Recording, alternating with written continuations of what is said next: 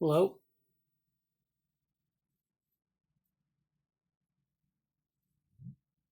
Hello? Hi, Bradley. Hi, how are you? Not bad. Just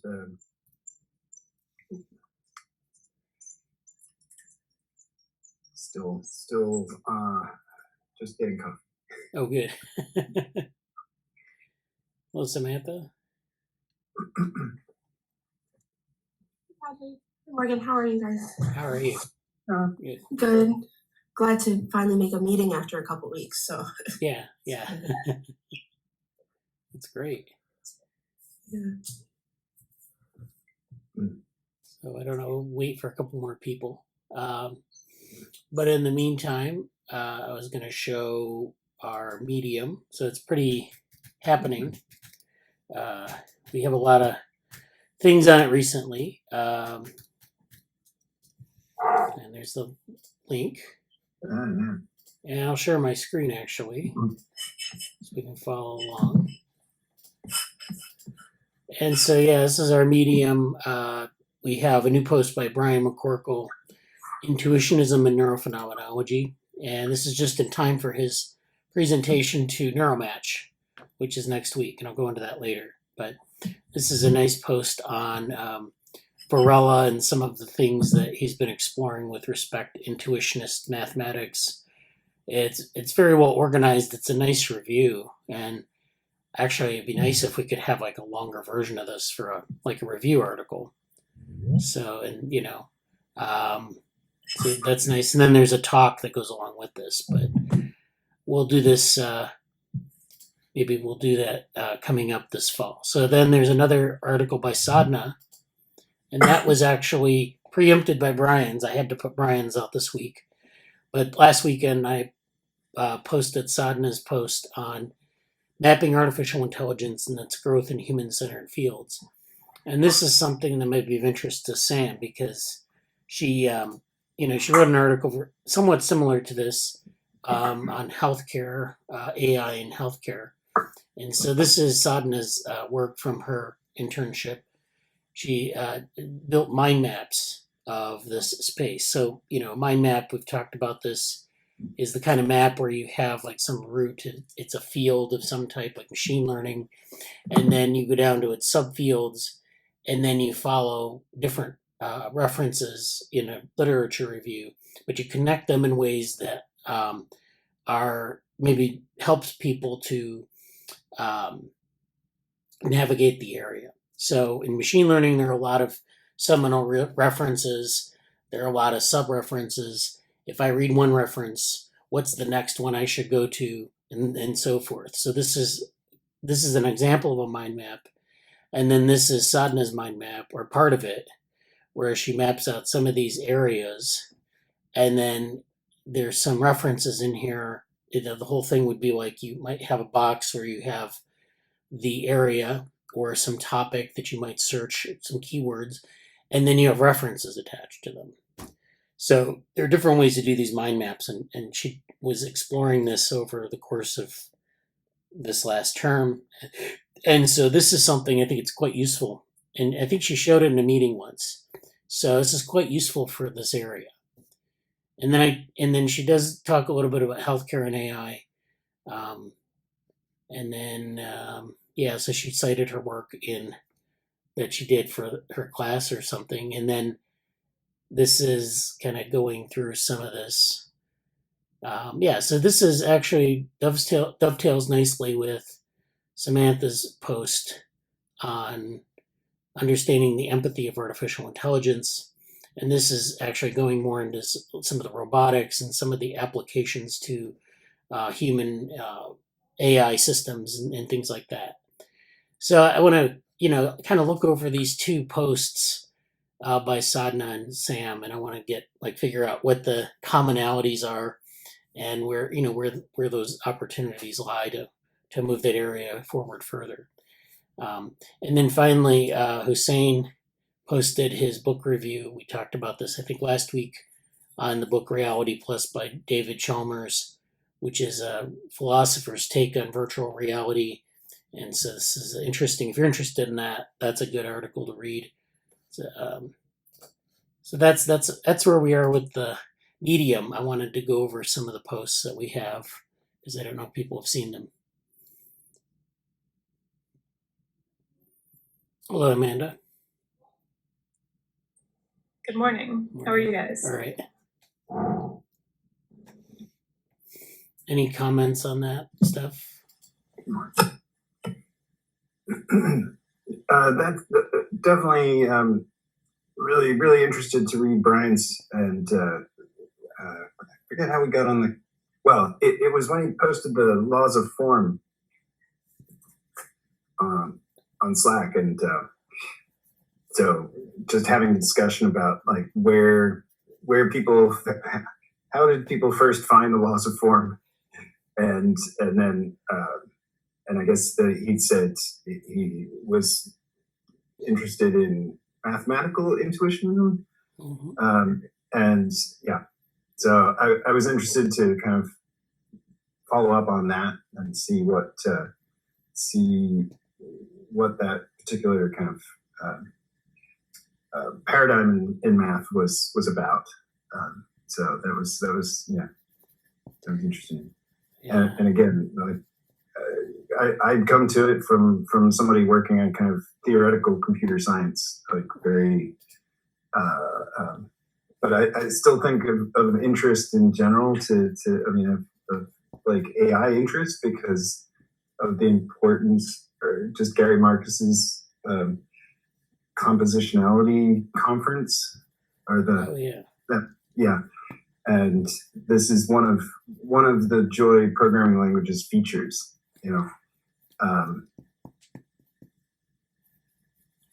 so still don't know how to connect it or how to give my friend guidance in terms of, I feel like it's a real computer science project, but anyway, yeah, it's interesting to read about that and think about mathematics, like breaking, geometry. It's like, taking a parallel postulate and then imagining math without that, or, in different ways. It's like, it seems like the what is it, the law of the excluded middle or something like that. Like, it's imagine logic where this is not a necessary axiom. Right. Anyway, that was interesting. Yeah, there's a lot of work on like computability and theoretical computer science that this relates to, of course. So it's very practical in that sense, but it's also very interesting from just kind of a perspective of cognitive science and how we kind of think, and how we represent problems even more so. Like, how would you represent a cognitive model? Would it be like a typical computer that we some stock computational method we borrow from physics or mathematics or something, or is it something we need to just invent whole cloth? And it's I've had these discussions with like people in anthropology and sociology about social systems, like the idea that can you represent a social system, say, by something like a network or some computational model, if you want to understand like collective behavior. We've been talking about that for a while. Or do you need a novel model? I mean, and I don't mean like basic collective behavior. I mean like some of the things that we observe in societies, culture, things like that may need like a new type of thinking in terms of how to make a computational model of it. So. Yeah, that's interesting.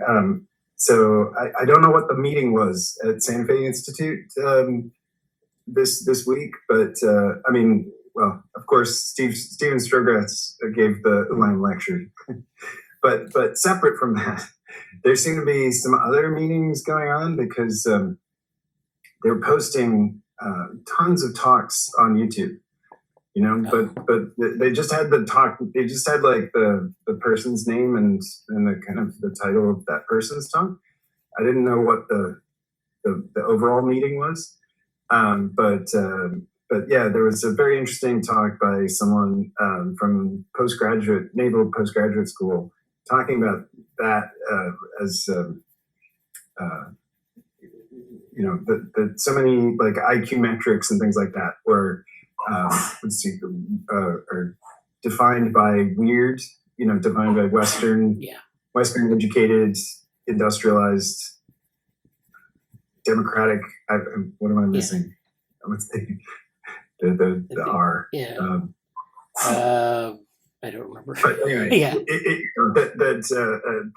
that we have these measures and metrics that are coming from a very small group, and are these the best to do between group comparisons?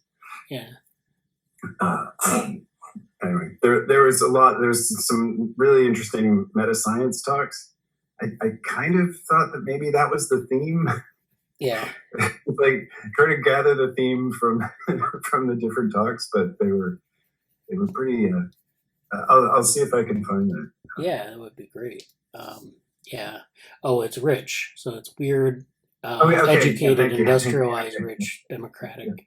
So yeah, and then that means just kind of like people in parts of North America, parts of Europe, and and then other areas that are heavily urbanized, and then the rest of the world, which is assumed to be kind of different from that. It's always been assumed that like if you take a population of 1,000 people and you sample them, that sort of shows you human nature. Of course, if you sample everyone from one of these weird societies, then maybe you don't get that. Maybe you just get that culture's behavior, that society's behavior. And then it gets worse because in universities, usually they just sample students. So they get like the 18 to 24, mostly, slice of that.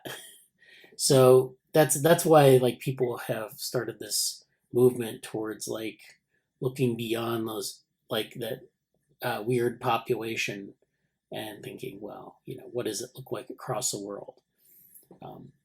So I mean, that's and it may or may not be that. Well, I mean, it's pretty obvious that there are differences. The question is like, do our psychological theories and some of our psychological laws that we have, as such as they are, do they apply? Can you detect them in a population like that? Yeah. I mean, it's certainly easier to understand how things like IQ testing and standardized testing could potentially be biased, but he was going into other things too in terms of like just PTSD, and was saying that anthropologists and psychologists were actually going into communities and trying to better understand how the community understands those phenomena first, as opposed to applying metrics that like you said were kind of developed in universities. Right.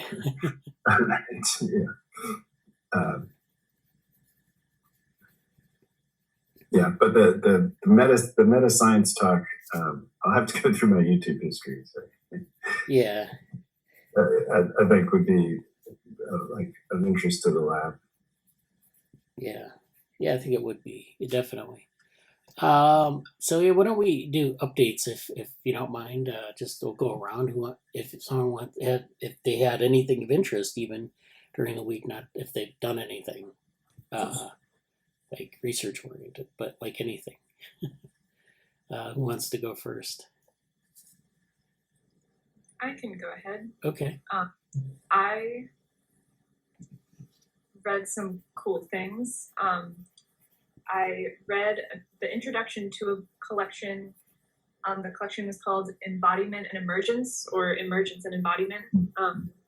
And it talks about second order cybernetics applied to all kinds of different things. They call it neo-cybernetics. And I just read the introduction so far, but it was very, very cool. It got me thinking about Brian's project with drawing the parallels between the orders of cybernetics and Barella's stuff, because one thing that the intro emphasized was that there is no like third order cybernetics. It's once you take that like reflexive step, that's it. That's like the upper level. It doesn't make sense to talk about it at a distinct third level. So I was wondering how that relates to Brian's project. But I'm very excited to go through this collection of essays. I also read the introduction to a book. For the past years, I've just downloaded so many things, and I got an iPad recently. So I had all my PDFs in one place. I started renaming them and everything. So I was just finding things that I had downloaded that I didn't take a second look at.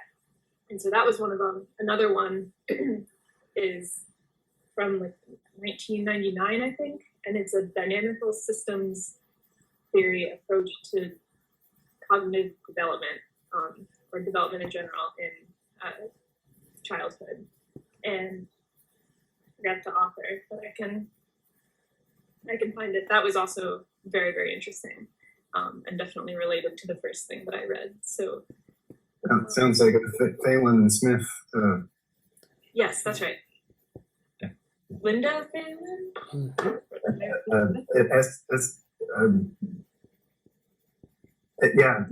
That sounds. Why does that sound familiar? I don't know why I just want to say Esther Phelan. Yeah, I think so. Yeah, that's right. Yeah. Yeah, so very, very excited to get into those things and to discover all kinds of other things that I downloaded that that I haven't done again. Yeah. Well, that's great. Yeah. Thanks for that update. Yeah, that's always a thing. Like, you download more than you can read, much more. And it's like, then you have to go through it and you have to say, what do I have?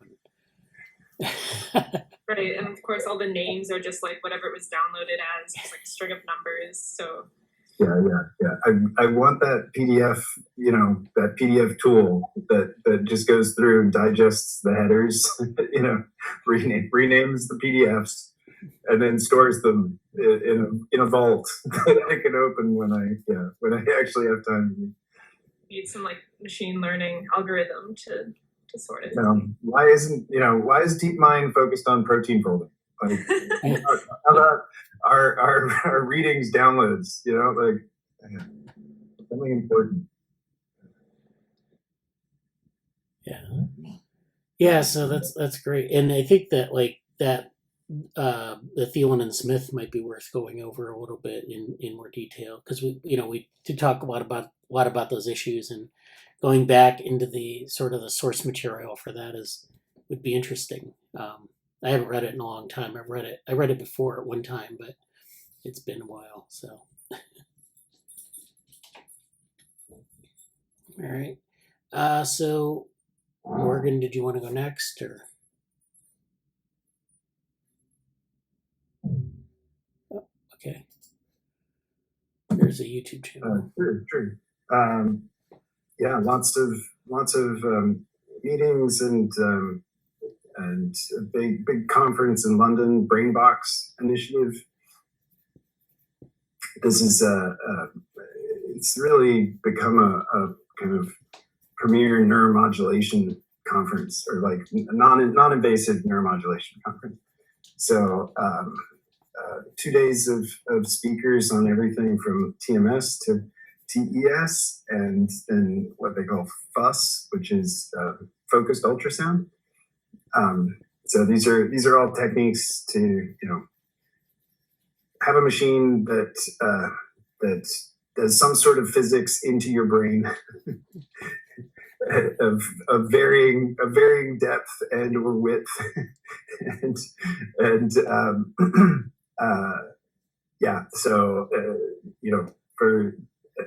then also a small subset of talks and projects that focus on just how focused can you get them, and looking at skull properties and things like that.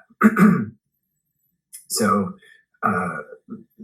for TMS, which is the magnetic way of doing this, it's you don't have to worry about the skull, but it's very unfocused. You're kind of blasting one side of the head pretty much. But with focused ultrasound, you can get quite deep and quite a small area. And this is actually technology that was developed primarily or I think first its application was really destroying tumors. So this is something where it's like if you do it at very high power, you can use it for oncology.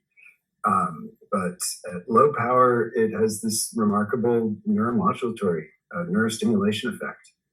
And it's I think still kind of an active area in terms of why is that?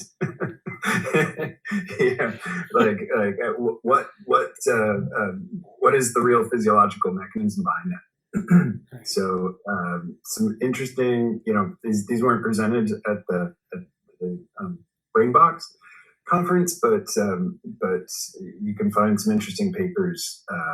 There's just a few groups looking at the combined techniques to try and get at like why is this causing neurons to behave this way?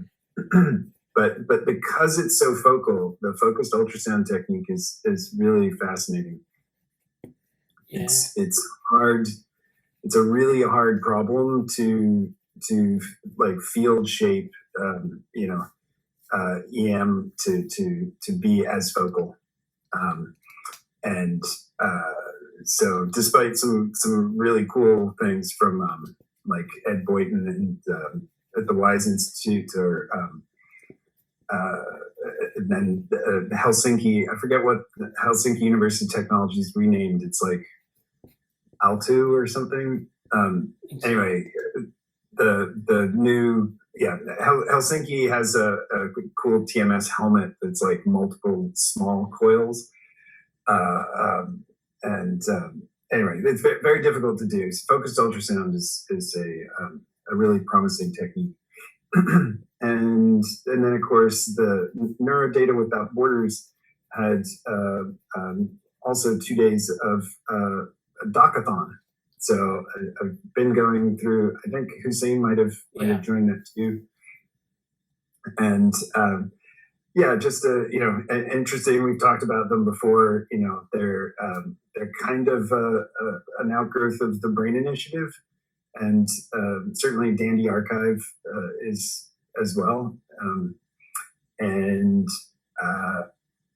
I don't know if I posted this, but Ankur on NeuroFedora posted that the assembly videos, or the INCF's assembly videos, are all available. So you can find those at, I think is it Training Spaces? Yeah, there's a training space, training.incf.org. And Can you mention what Docathon is again? Because I've seen other people have, and I'm confused about which is which. So so it's just a documentation hackathon. Okay, yeah. For Neuro Data Without Borders, NWB.org.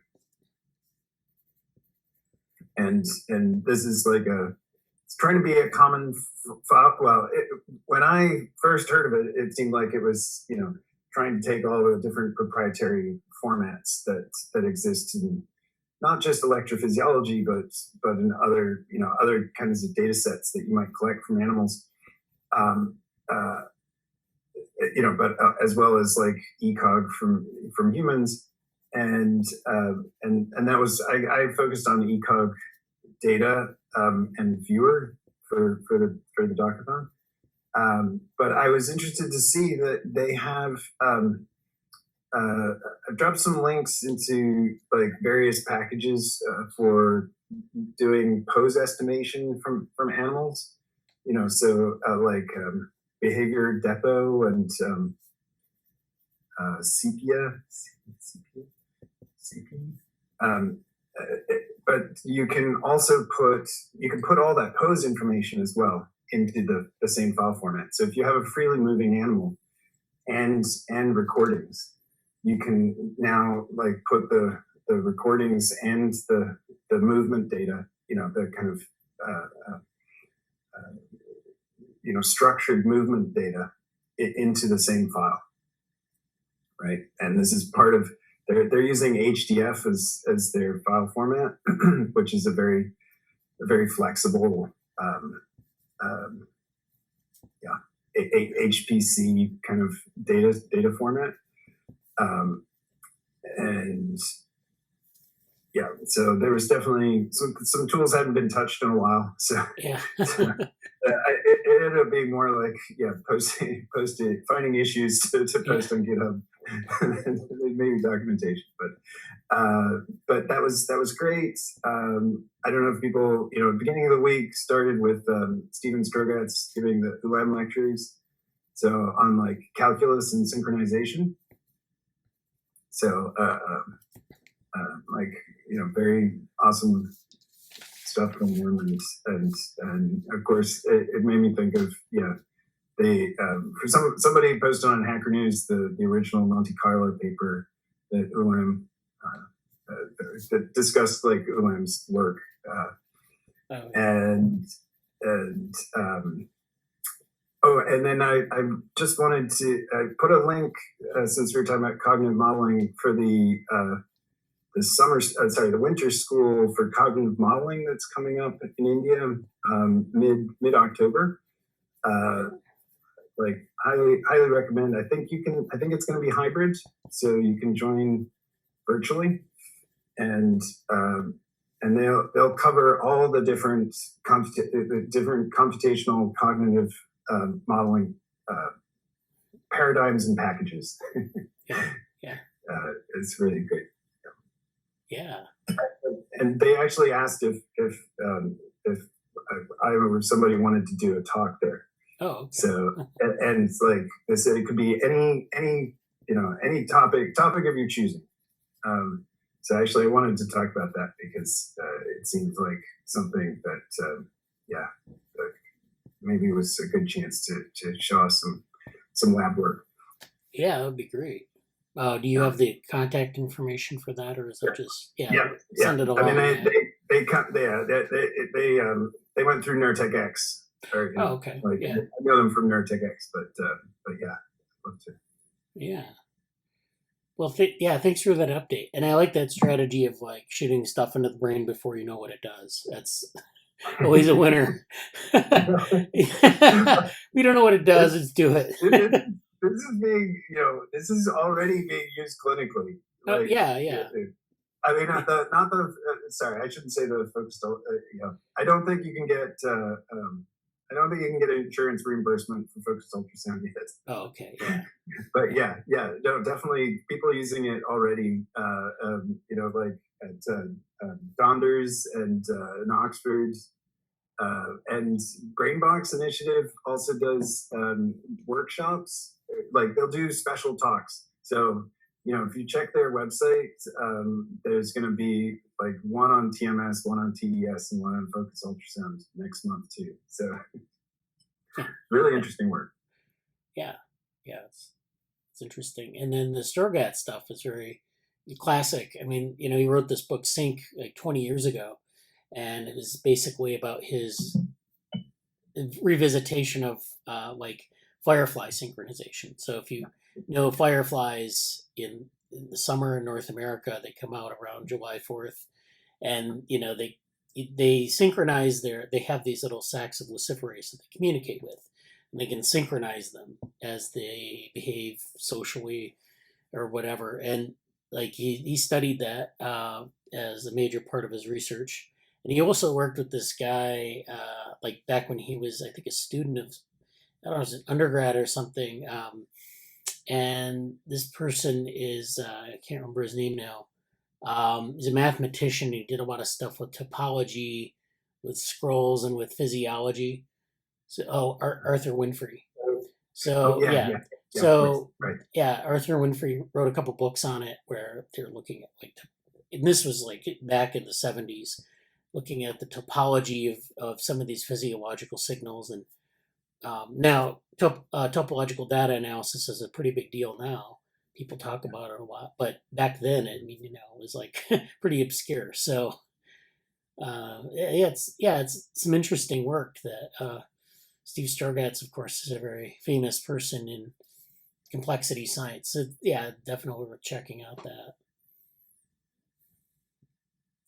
Yeah. Thank you, Morgan, once again. Hello, Jesse and Brian. Glad to see you here. Samantha, did you want to give an update or say what you've been up to recently? Yeah, sure. So at least in the past few weeks, I haven't been here in a while. I've been doing a lot of like work as like my job, and then I'm doing 4 research projects this semester alone. So I know, I saw your face, Morgan. It's a little insane. One of them that I'm doing is on how modern technologies affect emergency management. And by modern technologies, I mean AI, virtual reality, augmented reality, and Internet of Things, and how they're being used to train the next generation of emergency managers and predict like outcomes and scenarios. So I'm starting that paper sooner rather than later.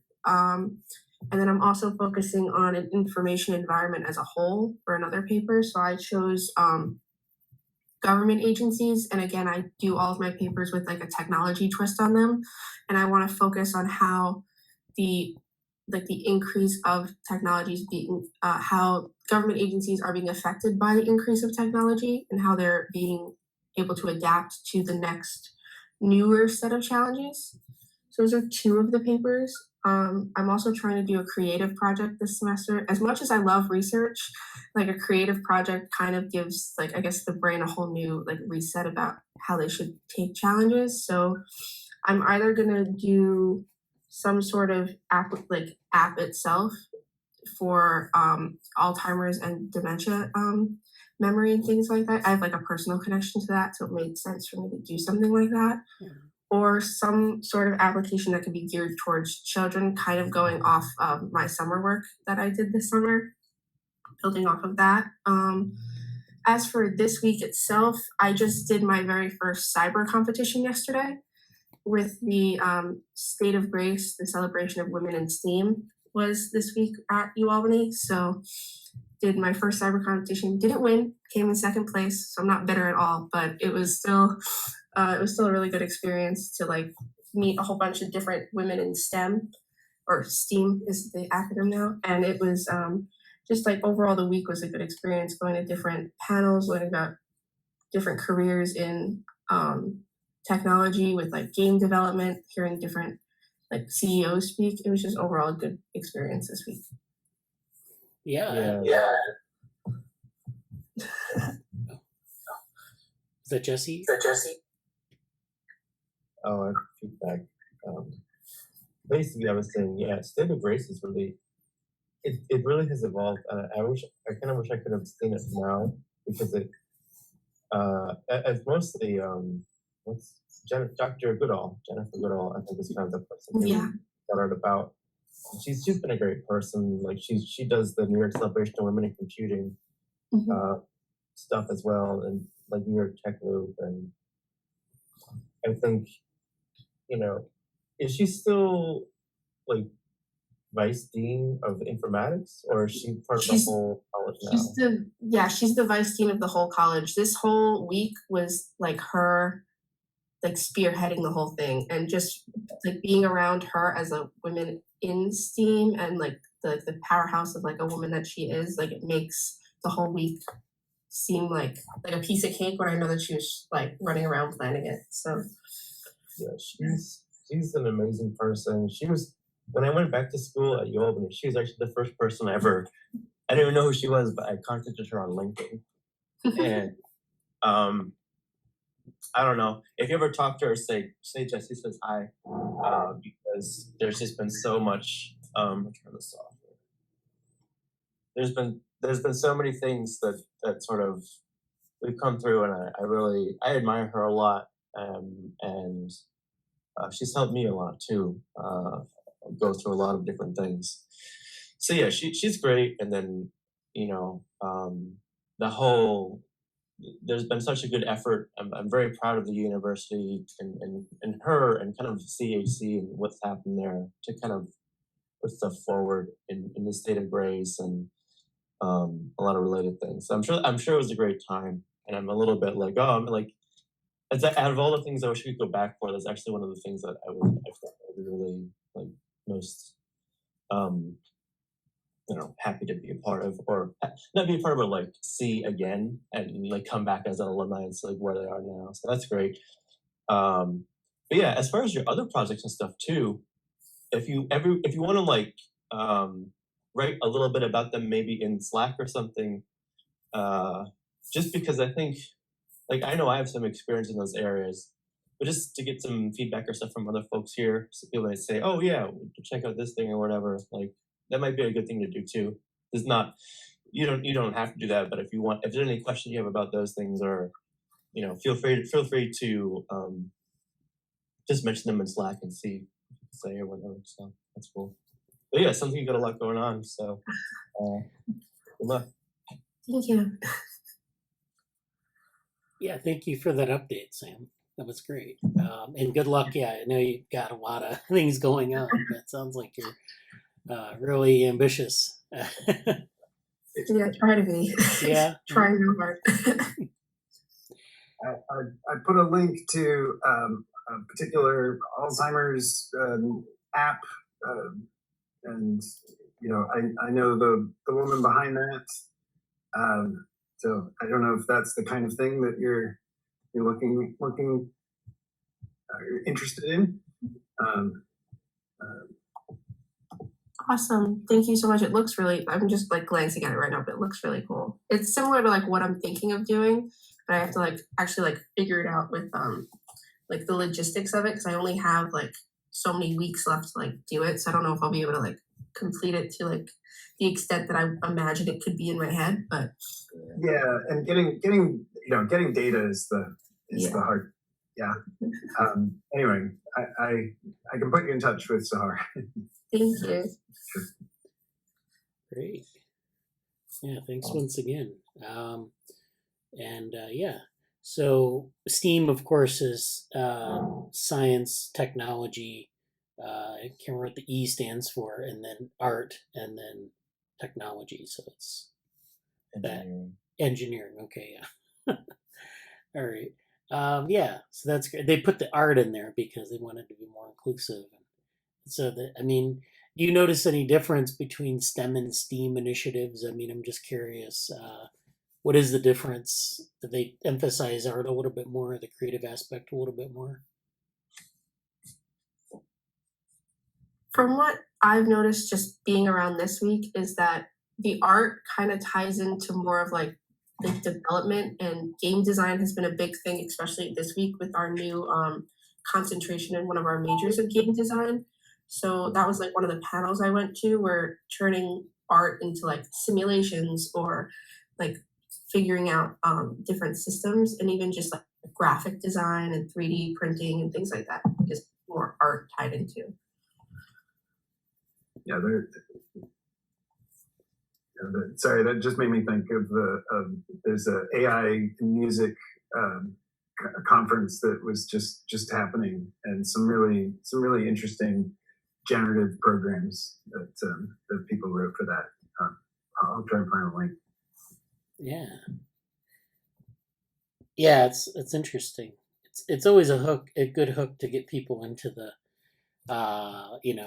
to doing things in STEM or STEAM, is to like have something like that where I've judged. There's a engineering open house at the University of Illinois, and they have a big engineering college, and they have an open house every year. And last year I was a judge, and they did, like you would judge the different student projects, and it was a lot of different really interesting projects with like people making their own video games, or making their own simulations, or making things that you wouldn't think of necessarily as being they were like proof of concept things, that they were pretty creative. And then they had kids coming in from the regional high schools or middle schools, and like touring the open house so they could get inspiration. So it's very much yeah.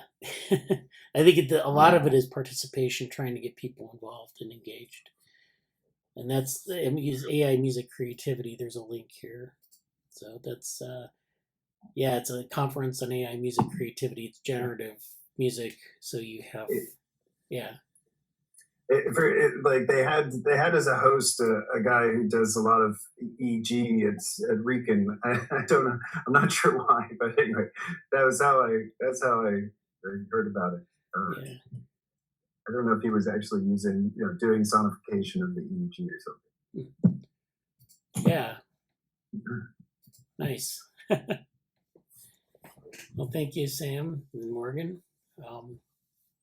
So Jesse or Brian, I know Brian is in a cafe and he says here, but his video isn't working. Okay, yeah, give a text update. That'd be great. And then we can hear from Jesse maybe while you're typing it out. Jesse wants to go. Actually, I guess Brian has it. So Brian said, moving forward with the public-facing project for the collective cognition for AI ethics project, which is the follow-up to the GSOC work that was being done this summer, with the tentative title Sustainability Auditing Tool, SAT. So this is an auditing tool for open source communities where they're going to audit an open source community and make sure it has it's sustainable. I talked to Himanshu and about his project, and it looks like he's got some really interesting results. He's got, if you recall, he was doing some work with reinforcement learning and ABMs, agent-based models, and he's come up with some really interesting measures. He has a simulation, for example, where you can look at the proportion of maintainers to participants in an open source community. So the idea is that as people participate more, they become maintainers in the simulation versus just kind of participating or being there.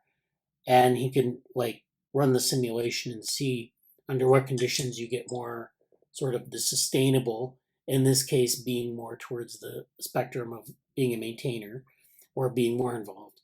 And so that's interesting in light of that, because he's finishing up. He took a 2-week extension on it, so he's submitting it this weekend. So, but yeah, this sustainability auditing tool will be nice because we'll have a couple of different models of communities, and then you'll be able to audit those communities and then apply some model that you want to apply. And so that's what the project is with 4 other students. So there's some other students in the they just entered the Slack recently, they may or may not. I know Brianna came to the meeting last week or 2 weeks ago, and so we'll be meeting those people in the Slack or in the meetings. Assembling cameras for the UAPX project at UAlbany. So these are cameras to watch for UFOs, see movies, Tears in the Sky. So this is a nice project. An art project. Yeah, what's UAPX? Morgan asks. And I guess it's unidentified something. Well, he'll probably put it in the chat. This is the link here, UAP Expedition. Then the third thing is trying to use temporal graph signal decomposition, which is that technique that Brian shared a screen on. I don't know if he did it in this meeting or another meeting, but I think he did it in this meeting, where it was this method that there's a group at UAlbany. They're using this method to look at time series, I believe. And then to predict Raman spectra of biological materials. So Raman spectra is a physics phenomenon. People looking at Raman scattering of biological materials. So this is a link here with Data Mining and Management Lab at UAlbany. So this is the Data Mining and Management Lab. I think they've originated this temporal graph signal decomposition technique. Starting new blog post attempting to build backend for neurophenomenological computation. What is that? Using intuitionist logic. Well, we talked about your blog post earlier, Brian, before you got here. So we looked at it a little bit. So, but it looks like I said, there's a lot to follow up on there. Yeah, don't ask me to explain. So we can follow up on the blog post. I think it's definitely yeah, there's going to be a flash talk, but the flash talk is like 7.5 minutes. So still not a lot of time to kind of cover everything and smooth it out. The way I found this to be useful is that you have like maybe, a blog post or a flash talk, you put some fundamental ideas in there, and then you just start to stretch them out and figure out what how they work, what the details are. Maybe, you think about it in the context of other things. And then that gives you a little bit, it helps you develop things. But you have that structure set up so you can just kind of hit them one at a time, think about how they relate. But you have to start somewhere. And I think the flash talk and the blog post is a great place to start. And then then he's in New York City today to see a premiere of one of my most recent compositions, a collaboration with Martha Carey Epps, geologist. Right. And then this is the link. Oh, this is the link to,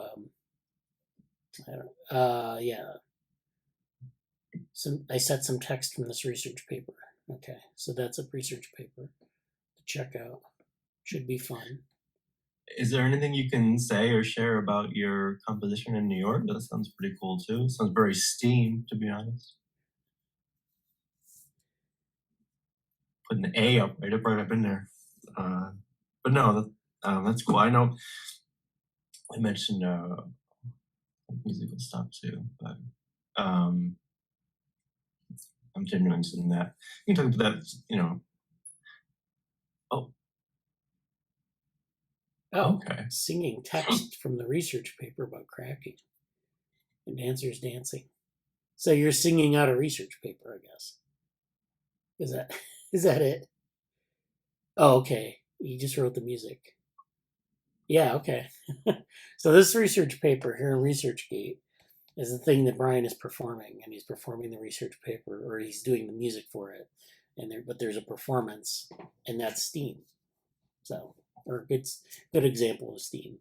Yes. Yeah. Cool math about rock cracking. That'd be interesting to see. I can be on camera now, I suppose. Yeah, thanks for the update, Brian. That's great. Morgan asked, what language are you using for the intuitionist logic programming? That's a good question. Which is kind of that is an amazing question.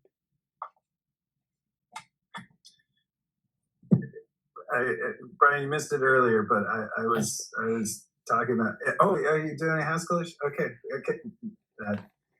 We've been playing with OCaml. Yeah. So, and Cock is written in OCaml.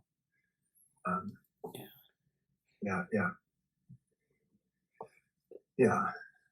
So no, that's interesting. So yeah, I really want to put you in touch with my friend who's working on Joy, the Joy programming language. Yeah.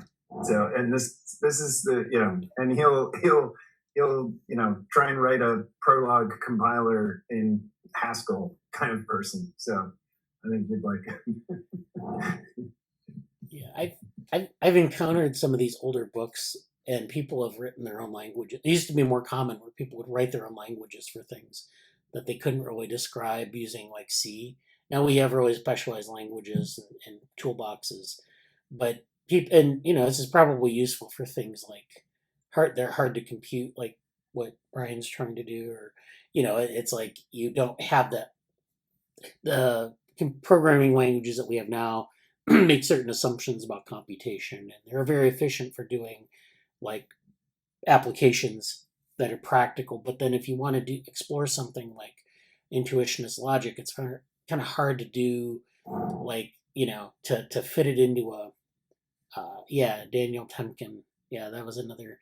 And then so it makes sense to make your own language. And other people doing like sort of like at the border of philosophy and mathematics and computer programming, where they've created these sort of symbolic languages and things like that.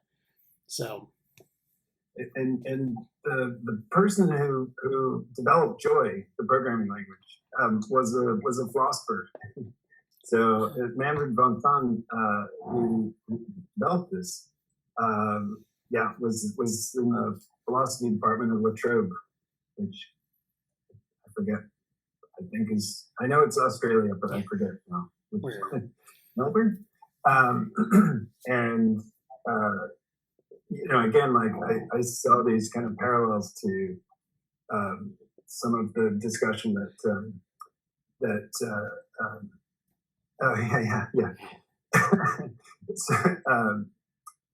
again, like the Gary Marcus compositionality and AI like workshop or conference that he did in June or July this year. But I was thinking about you covered delay differential equations at the DIVA one, you think, Bradley? Yeah. And Julia, when you think about, Julia is obviously developed for scientific computation, right? but there's an interesting discussion in the Julia blog, I think, or the Julia Slack, about how they've implemented delay differential equations and how it relates to basically the back end of the language and their use of LLVM. But it's really it's fascinating. It's really hardcore theoretical computer science, but there are some interesting things when you get to these, like Brian's talking about Haskell, like my friend talks about the intermediary form of Haskell and like how it relates to linguistic theory, and anyway, it's all really cool interdisciplinary work. but yeah, we try and hide all that complexity from when we're kind of running our data analysis things like that. Yeah, that was great. Thanks. So Jesse, I guess you're up. Well, I'm looking at the Daniel Tompkins stuff, and I looked at his Twitter just now, and his Twitter bio reads, "Logic is utterly alien to human thought, and computers are here to remind us of that. Code is art." It's interesting. Is that a quote I should know, or is that just him saying that? Because it sounds right either way. I don't know. Anyway, how am I? Good. I've spent pretty much the majority of this week recovering from last week, and that's just the reality. It was exhausting. I don't think I really fully functioned until midway through Wednesday. Honestly, when we had when we had that a fairly structured Cognition Futures reading group meeting, that was like me peaking in terms of like, all right, like I've got to show up for this thing, because everything else, I was just like wiped out. I don't know. I didn't get sick, thankfully, but I think I was very close to getting ill, or just massive fatigue and jet lag and the time zone bouncing and just oof. That was not a serious cough, thankfully. But in simple techie news, and I don't know, probably Brian, maybe other folks here would have experience with this. I am going to be testing out some high-level noise canceling headphones. And like I'm gonna have the Sony X5 and the Bose 700s or whatever they're, the Bose top shelf ones. And I may be getting some of them because I think it might be useful for traveling and everything else that I'm doing lately. And just in general, because it's noisy in Boston sometimes. So I kind of wish I had them on the trip. That didn't directly inspire me trying them here. I'm gonna do a demo review of them. They're very expensive. I don't know if I'm going to keep them, but I gotta try them. So if anybody has any suggestions about noise canceling headphones, send them my way. More on point, I suppose. Something's been pushed forward. I too have a draft blog post that's just starting. This one's going to be about We Robot. I think there's something very important about the We Robot. I was very poetic talking about it last week, and kind of very sleepy. But I would say there's something really significant to it's I'll finish since there's something very significant to the community and how important ideas were discussed there, and I think it needs to be centered a bit more, and I think it will come up again in terms of I could see this if we go here, because I know I mentioned New York Celebration of Women in Computing. I don't know if Samantha knows about that, but that's a big thing that like Jen Goodall and a lot of people from UAlbany have helped put together that conference for, I think, close to a decade now. And I've been going the last time. That's the first time I met Brian in person. Brian and I presented there as part of our whole Society Ethics Technology team earlier this year. We all went. Aaron virtually presented. Angela, whom I might also have another meeting with tomorrow. So I'll get to catch up with her soon. And a couple others presented at New York Celebration of Computing. That was great. So between all of that stuff and We Robot, and I mentioned, like, I don't think anybody here's been to Princeton Envision or what it used to be. But that was my first sort of conference that led to a lot of thinking about the future for me, and a lot of like a very different kind of environment. There's certain environments that if you don't know they exist in terms of a field of study or a broad field of study, whether it's a specific like technology or just kind of an outlook, you won't know there's a group of people working towards a specific aim. And Princeton was kind of that at an undergraduate level. It wasn't only for undergrads, but it was really heavily steered towards getting people in, and it was a very compelling environment for me to be in, because I was someone who I went back to school. I went to a state school. There was some stuff there, but Princeton was had a lot of funding, but also just a lot of ability to host and proper spirit behind it. Unfortunately, I think it hasn't been as active since their founder Luca Rade graduated and left. And there's like I mentioned Sonia Joseph from time to time. She's someone at Mila in Canada now, but she's done stuff, a lot of things. She's kind of from the same. She was another person, a big person in that community, and she's doing a lot of. Sonia and I are interesting, like mirrors of interest in how we go about things. She's kind of gone on a technical side, but she's very interested in a lot of the future stuff that I am. And suffice to say, We Robot has been another version of this that I feel is very welcoming and also very much kind of, I don't want to say more adult because that sounds diminishing or ageist in a way, and I can be ageist sometimes, but it's people working at a graduate level in very serious stuff about real topics and combining. If you can make technological products in this area, in both like explainability or interpretability, and also, and kind of, I might get into this a bit more, even getting towards more precision with some of the cognitive stuff that we're looking at in the methodology section, that I think some of the dots connected a bit closer to me in terms of realizing if we make progress here, it can help the whole structure. It isn't really just, in some ways it's just, it's a psychology, whatever those people want to talk about thing.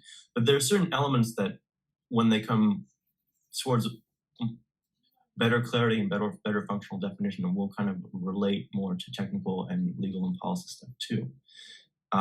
And I don't really know how to talk about that as well yet, but my intuition's there, and I'm kind of progressing in that. So I might hint at that in the blog post, but what I definitely want to say and have to say is not just the content, but the model of discussion that was at We Robot. So basically talking about a bunch of papers, but the way that they talked about papers, the attitude and the realization, the center of gravity, but the positivity behind what was going on. I haven't seen that anywhere, and that's notable to me.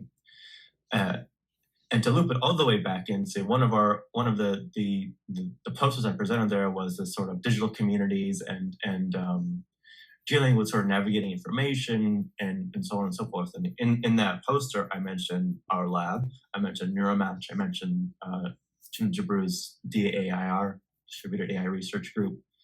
And I feel like in a way We Robot could do that. We Robot isn't necessarily online, but it's a community that's modeling very strongly what I would consider these quote like progressive or innovative practices in the nature of how they're doing their event. And I feel like between that and I was gonna look at that link actually, I'm looking to post it here. In putting that together, I think they fit almost as a case study for that whole they would fit within the case studies of these sort of groups that are using technology or the sort of, for lack of better terms, it's almost like a bit of a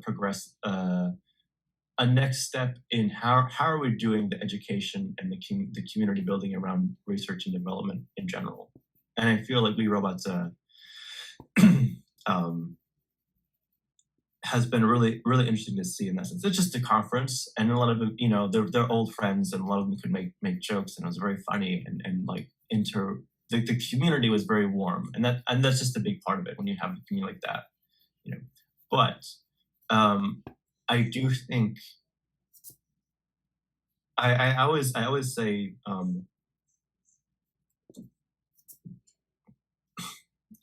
it's hard to overstate the value of being modeled in an environment. This is kind of like my sub theme, as people maybe know by now, but I wrote a big paper on this when I was back in New Albany under I was a peer educator, and they had us do related coursework for that in the education school with Michelle, Mora, and Todd and other people there. I don't think Sam would run into them, but they were really cool people. And in the education course, I did a paper on like the well-tended hearth. Well, not the well-tended hearth, but like keeping your fireplace in order and how to make things for stuff to have a functional fireplace and stuff. And I feel like I'm actually still. This is a direct descendant from that line of interest in that obviously we have the lab, but We Robot is sort of a new take and a really, really, really in the trenches I want to say adult, but like people who have established their careers in these deep-seated fields related to technology and law. Like these aren't abstract things in the case of these are real things here. But in that context, how are they being inviting and realizing that the better we make this policy now, that benefits a lot of things. And so give us good constructive feedback. Let's do some steel manning. Let's do, the critiques were there, but they came from a very different angle than normal. So that was inspiring and impressive. And I feel like that's something to kind of, in the educational thrust of the lab, I think there's something to be said there. No less some of the actual technologies and papers that were talked about, although I won't be able to talk that much about some of the papers there because a lot of them were shared very conditionally, and I don't want to agitate a bunch of lawyers. So. But it will be more of a concept blog post, but that's fine. So that's that. The NeuroMatch. I finished the NeuroMatch methods flash talk. It's kind of a remix of the cognitive environments poster itself. I draw heavily from it. but it's the same material, just said a bit differently. And I mentioned a little bit of the work we're doing in Notion. It's tough because I basically spend half the time setting it up and then a little bit at the end saying, oh, well, here's what we're trying to do. And then I mentioned the reading group and stuff like that. So, but hopefully you'll get some feedback. You're people to say, hey, check out this paper, check out this book. Great. You know, that'll be successful. I updated the Cognition Futures website. The links are still, the cognitionfutures.io.github.io is still fine, but I'm just basically having it forward to put a page under Joe Pro that is a little bit easier to maintain because it's Google Sites, and as you can just kind of like drag and drop and copy paste in there. And as at this point, I realize that things will stay much better updated the more easy it is for me. Yep. And since I'm doing that and have a long-term commitment to the main thing, I'm just putting it under there. But it's basically a mirror image of what used to look. Some of the content on the if you saw the Cognition Futures in Notion, I'll show you all just what I'm talking about, I guess. You can share with your friends. A lot of new movies have been kind of, and some video games have been kind of leaning into the like, share, and subscribe. Oh yeah. Smash that like button. So there's no buttons to smash here yet, but all right. This is sort of old school. This used to basically be the front page for a long time. This isn't necessarily updated. I should update the news on the website too, because this is not updated. But we had this stuff and these nice stuff we did here. It was basically this sort of project view. In Notion, though, I am keeping these links. Like if you click here, this will go to the We Robot page under events, which is cool, or like the methodology project itself. This will still function in Notion, but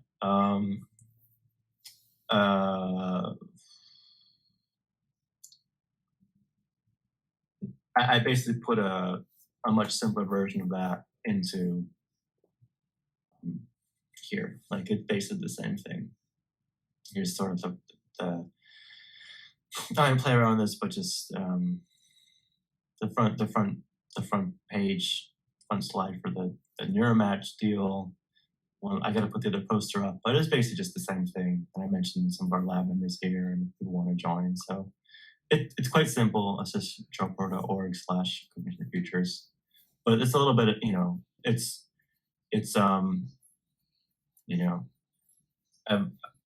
I felt like I became an academic when I had a set of outdated websites about my research projects. And I feel like I'm, working on that. But you're not an academic until it falls out of date. That's the Yeah, you have these ideas, and then you're kind of like, 6 months later, it's like, people ask you about them, and I'm not a true academic, where you have like a 20 plus or minus 15-year-old photo of yourself as the first thing you say. Oh, geez, he's done a lot. Why's your picture so? It's like, no, it's just we're not going to touch that picture for like 40 years, and so I'm not at a like, I'm not a true academic yet. But, that's mostly my update. There's a lot of things to sort out. I know I'm going to meet with a few people soon about different projects they mentioned. I have some folks have reached out about eRobot. I think I don't think anyone's here today, but if they see this, we have kind of a set of people who kind of wandered in at different levels from like UAlbany and stuff.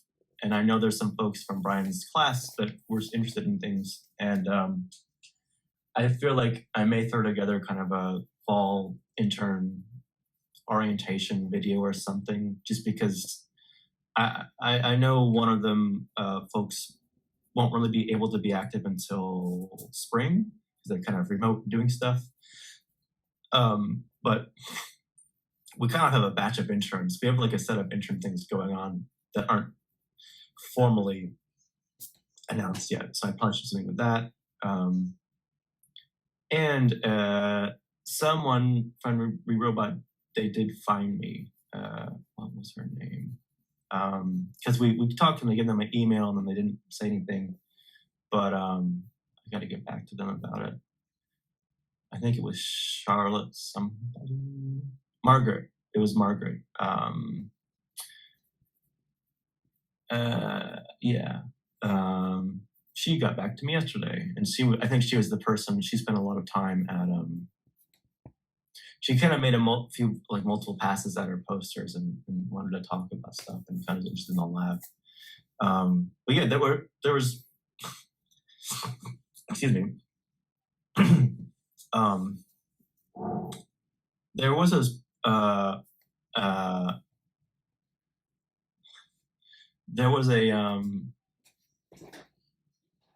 there's stuff to be said about conversations that happen around the posters at yes, Richard Thomason's homepage is like classic. I like how it says that he's retired too. That's cool. It's at least informative. I like that there's a picture of his dog.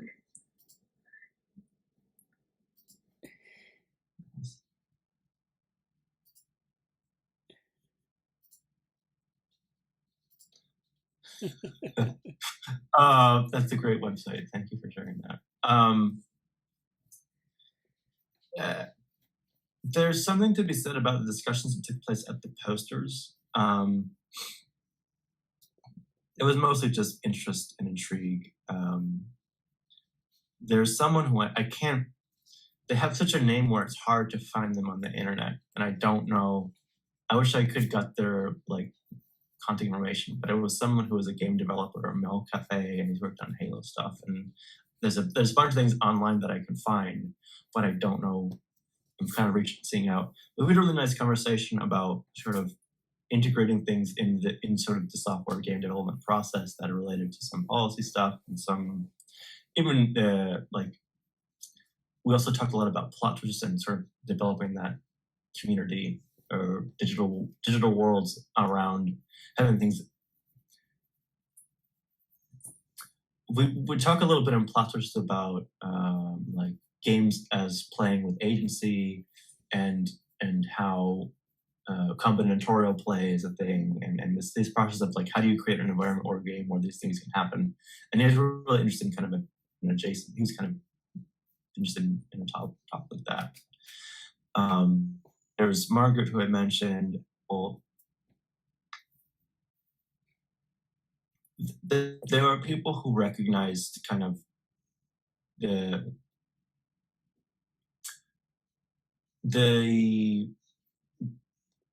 let's say moving past the hard body problem we talk about in Cognition Futures Reading Group. So there was stuff there, but I'll leave it at that for talking about those things. The only like as far as other things on my Outlook, I do want to look into that the winter school that Morgan mentioned about cognitive modeling, and I'm going to be going through a lot of graduate school stuff myself. Hoping to get in certain programs, and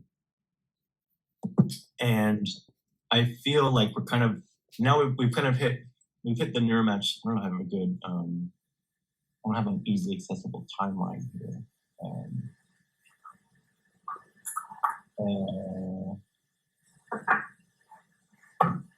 But basically, we kind of hit robot neuromatch, and now we're into the great beyond. We're kind of getting into start talking about open house.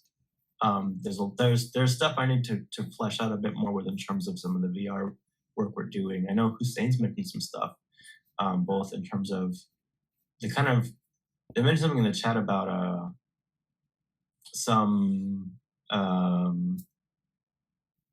like a methodology thing. It's like scientific realism, and that looked interesting, but I haven't really time to get into that yet. So I might. Yeah, we talked about it. He wants to target a special issue. It's actually, if we can't get one special issue, there are other special issues, but it's basically she wants to work on like a publication and to get like, something in the philosophy area, something on scientific realism. He's targeting this special issue because it's a Synthese, which is a journal for philosophy and allied things. And if he can't make that deadline, which is like January 1, then we'll go. There's another one that we could target as well. But it's a nice target for him because it's something that he's interested in, and we might get some involvement from some other people in the lab. I said maybe Amanda or Brian would be interested. And it's just basically scientific realism and how it's approached.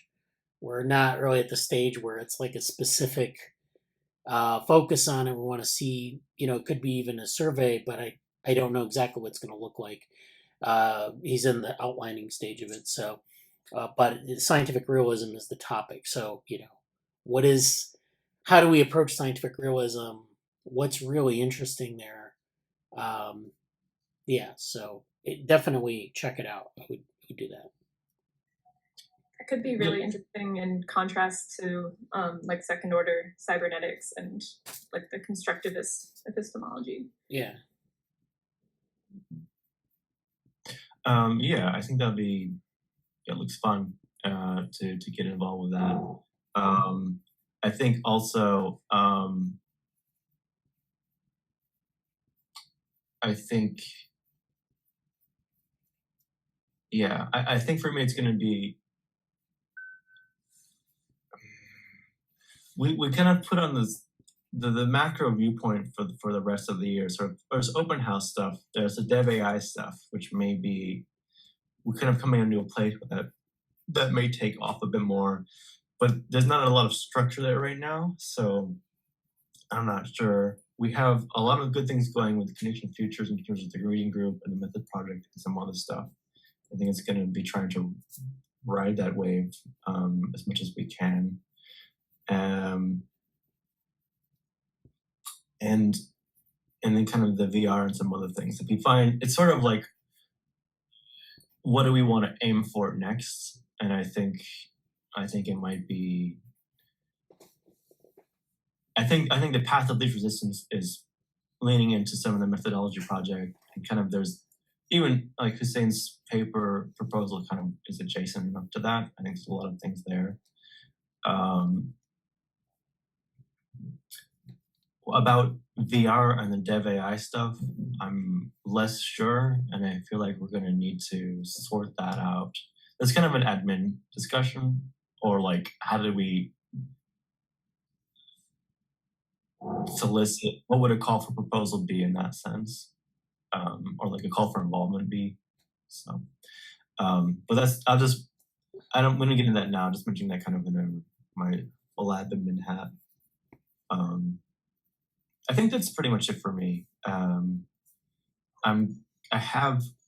October will be interesting because I think it is October when that summer, the winter school is actually, I think.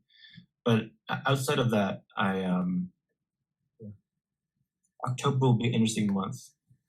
But I have like some traffic and things to do. But we'll see. I guess that's my update for now. Yeah. Yeah, thank you. Oh, Morgan, you want to say something? Well, I was just going to say that I interviewed two of the guys from the winter school last year, so for the third winter school, and happy to talk about what they were doing, and I'd dropped a link here for the mod ECI, because this was it seemed related, maybe not a winter school, but like an awesome multi-site effort and multi-PI effort that's like NSF funded or supported by NSF Convergence Accelerator, which sounded cool.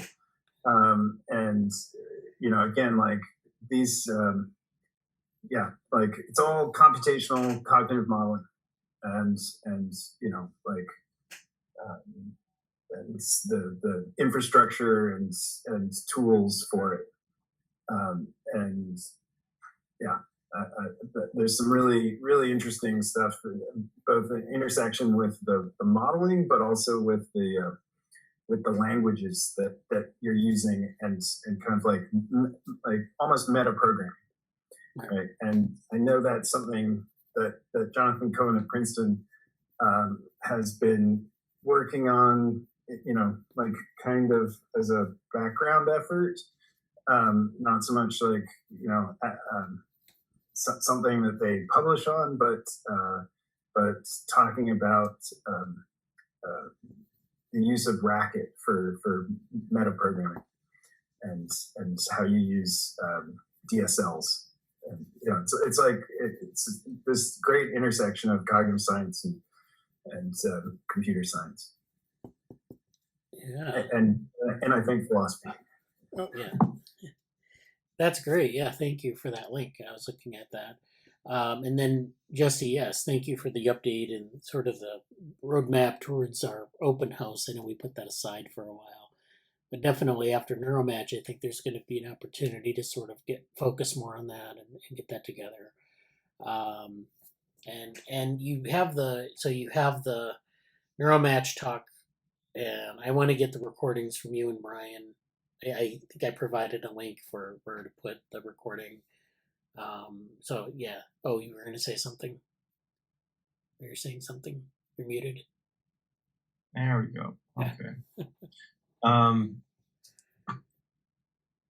Yeah, they're both in the folder. That's what I was saying. All right. They should be there.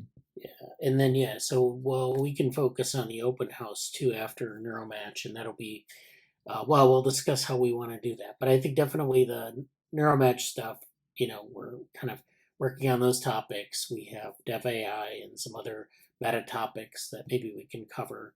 The GSOC stuff, which is ongoing. Oh, yeah. So, we have, I don't know how we want to present that. We want to say, well, maybe there's a sort of a 5-minute brief where we say this is what the projects were, and then have like some follow up on it. Like, here's what we're doing now with it, which would be kind of interesting because it shows that there's continuity from the actual projects.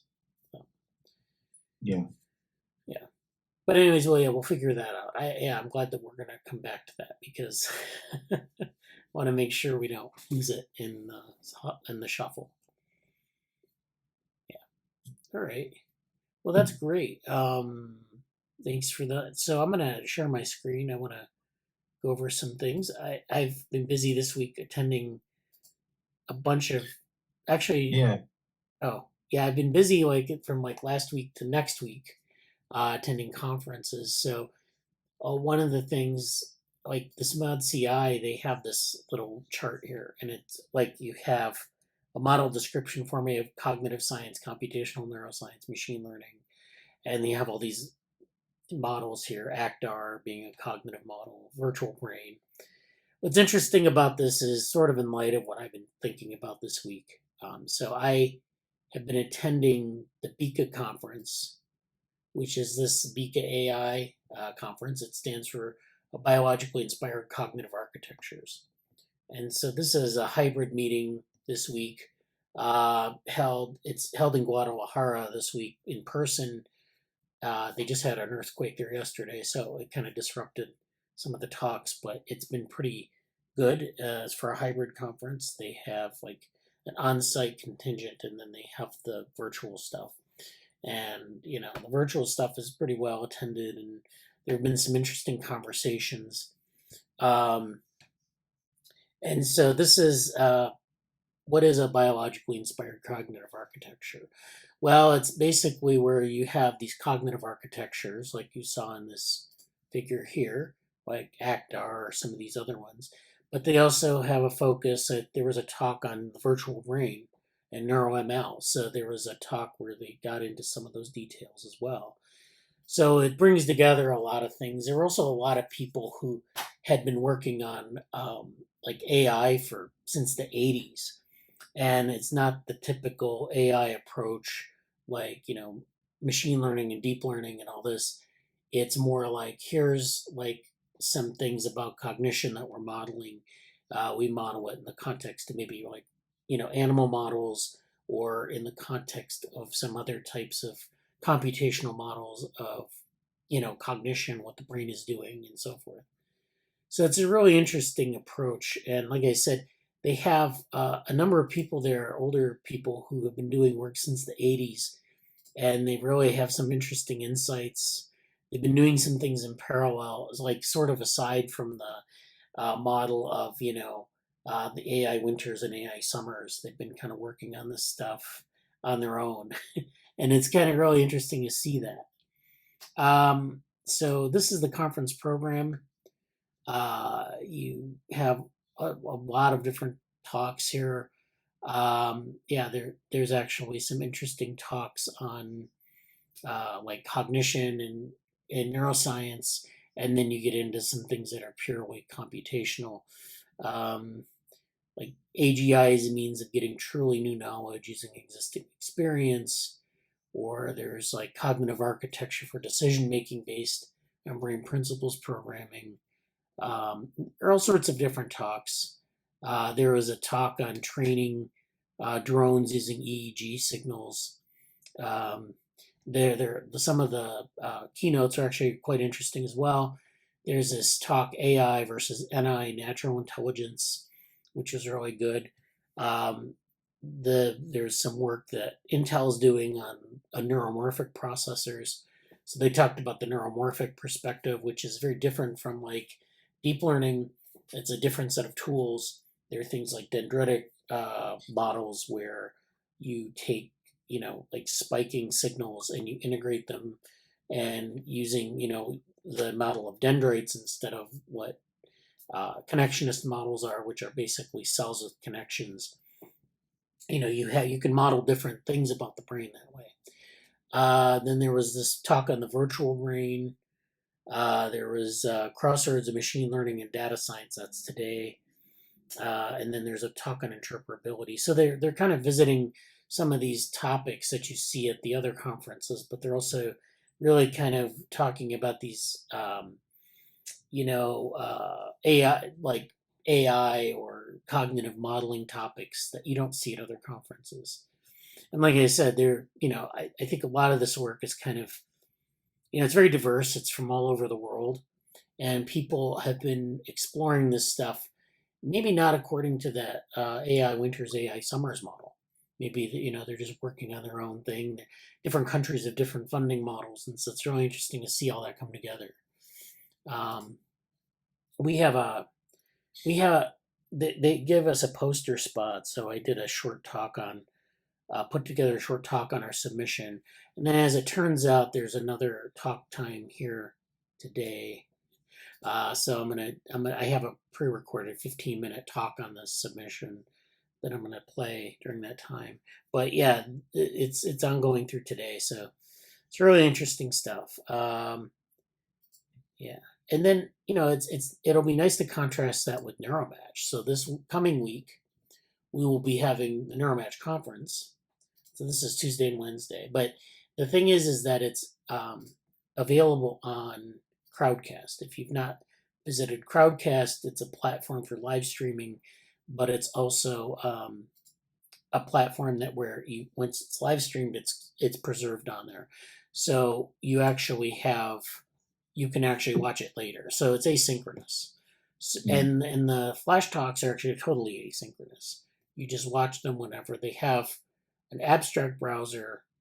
I don't know if you can do this without being registered, but there's an abstract browser here where you look up an abstract, and then it gives you like options for viewing it, or sometimes there's a preprint too. Jesse, you were going to say something?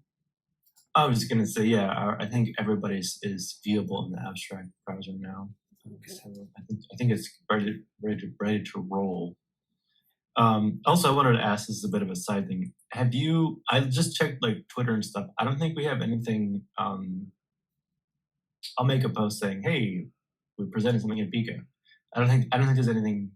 I looked on like the lab or your page. I don't think there's anything there yet. So I'll put this together. Yeah. The BICA. Yeah. So let me see. If we go to the YouTube channel for the lab here, this is the YouTube channel, and we have some new videos here. This is the content from NeuroMatch, these 2 videos, and I'll put the other 2 up. And then this is the talk for BICA, which is you can link to that if you want, and then put a post up. That would be great. And then we'll put a post up for NeuroMatch, kind of featuring all 4 videos.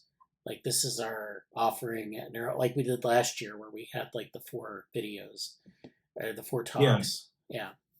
It might be good to even just make a very small, like very simple, like blog post just about BICA, because I think BICA is a really cool thing. And I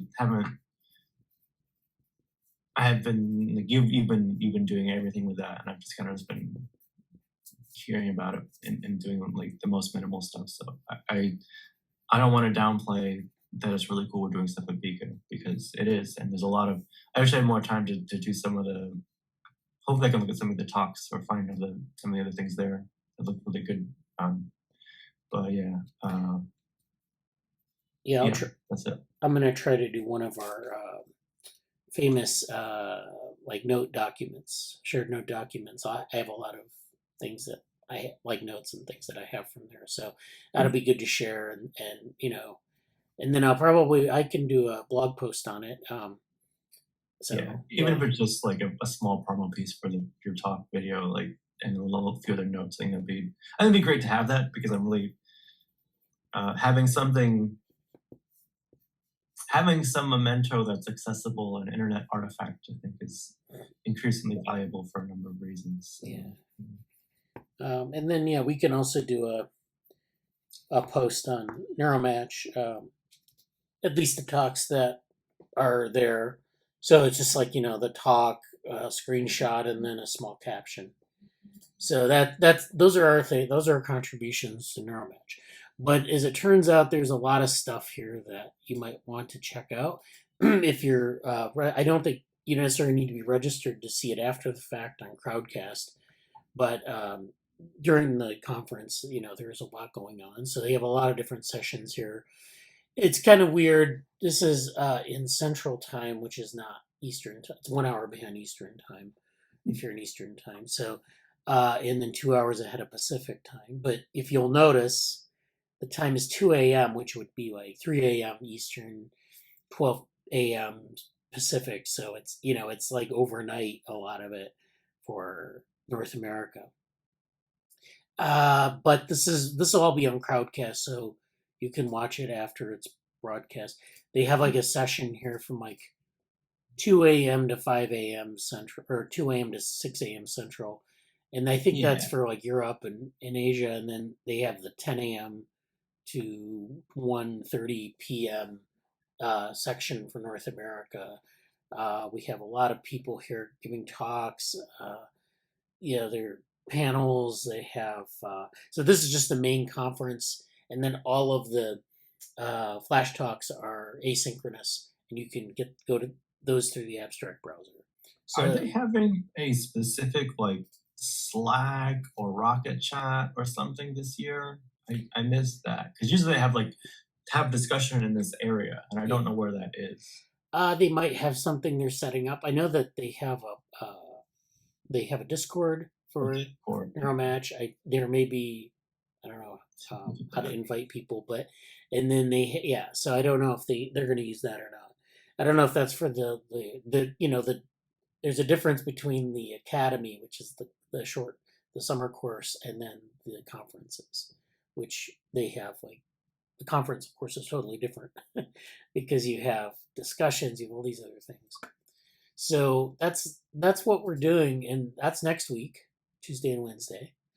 And then I spent the last 3 weeks attending all these conferences. Please tell us about them or write up something, because I feel like there's a lot of things that are like just under the radar of what's going on, and it's a lot of cool things that are happening. So that's good. I appreciate you doing a lot of stuff. So I appreciate you doing that. Yeah, I mean, it's been very fruitful because you get to see like what other people are doing, and it gives you inspiration for things. So But yeah, this is all good stuff, and I think it's definitely interesting to compare BICA and NeuroMatch, because NeuroMatch is this more conventional sort of neuroscience modeling, AI, DL, ML, all that, and then BICA is sort of more AI, but it's like cognitive modeling. You have people doing things that are sort of iconoclastic in a lot of ways, and so it's really interesting to see how those two things kind of converge. There was a discussion actually on yesterday on, so there were a couple people who had been developing different AI platforms. One guy in particular who had developed this AI platform that did, and this was kind of like, if you're familiar with AI Twitter, you know about Jürgen Schmidt-Huber, and he always says like, I did this back in the '90s or something, whenever something in DL comes out or deep learning, he said I did this back in the '90s. Well, this was kind of the same thing, except it was like AI. It was like machine learning, or a machine that learns. And so someone said, well, why is it that this work didn't take off, but deep learning did? Because deep learning actually it came out of a situation where there wasn't a lot of funding for it, but it was a university lab. And then you have like corporate labs that have a lot of funding and things come out of there. So why do some of these other approaches that people have come up with not like taken off? And then I guess the consensus around that conversation was that there are benchmarks that you can meet or you can't meet. There are different types of applications that you might do, like if you can apply your method to analyzing like image data, that's useful, or language data, that's useful. If it's less clear as to how it performs with respect to those things, then maybe it's not. Maybe it doesn't take off. You don't get the investment that something like deep learning does. But I was thinking about this in terms of our cognition futures approach, or our sort of the way we think about like cognitive science, and I was thinking, well, the thing about deep learning is that there's a contingency there. It actually matches up with what people were doing with connectionism much more cleanly than like something else. So more exotic models don't match up with that. So people were doing like connectionist work in the 50s and 60s, and then there was this AI winter, and then you took the same method and you improved upon it. And so immediately people, oh, that's an improvement upon this thing that was in the history of the field, and so that must work. And maybe it isn't the best solution. Maybe there are better solutions to simulating intelligence, or whatever you want to call deep learning. But I think there's that I think that's underappreciated, that it's basically what people were expecting. Like it comes out of that history of what people were doing. And so people say, well, what's the best way to solve this in the 50s? And they say, well, it's a connection machine, or maybe like some sort of logical system. And then logical systems actually fall by the wayside. But it's interesting is, you still have that in programming. So, there, but you don't have like, a lot of the things we have with like, the synaptic or the dendritic programming. That's not, I mean, that's something that's been around for a while. It's been around since the '90s as well, but it's never really taken off. And maybe there's some technical reasons why that is, but also because it's not as, maybe not as intuitive to people as something like a neural net or a connectionist model. So that's a lot of stuff about this, these conferences. We can explore this later in some blog posts. And I showed you the YouTube channel, so there's some new videos there to check out. And we're not going to smash any buttons today, but just, unless you want to follow, it's fine.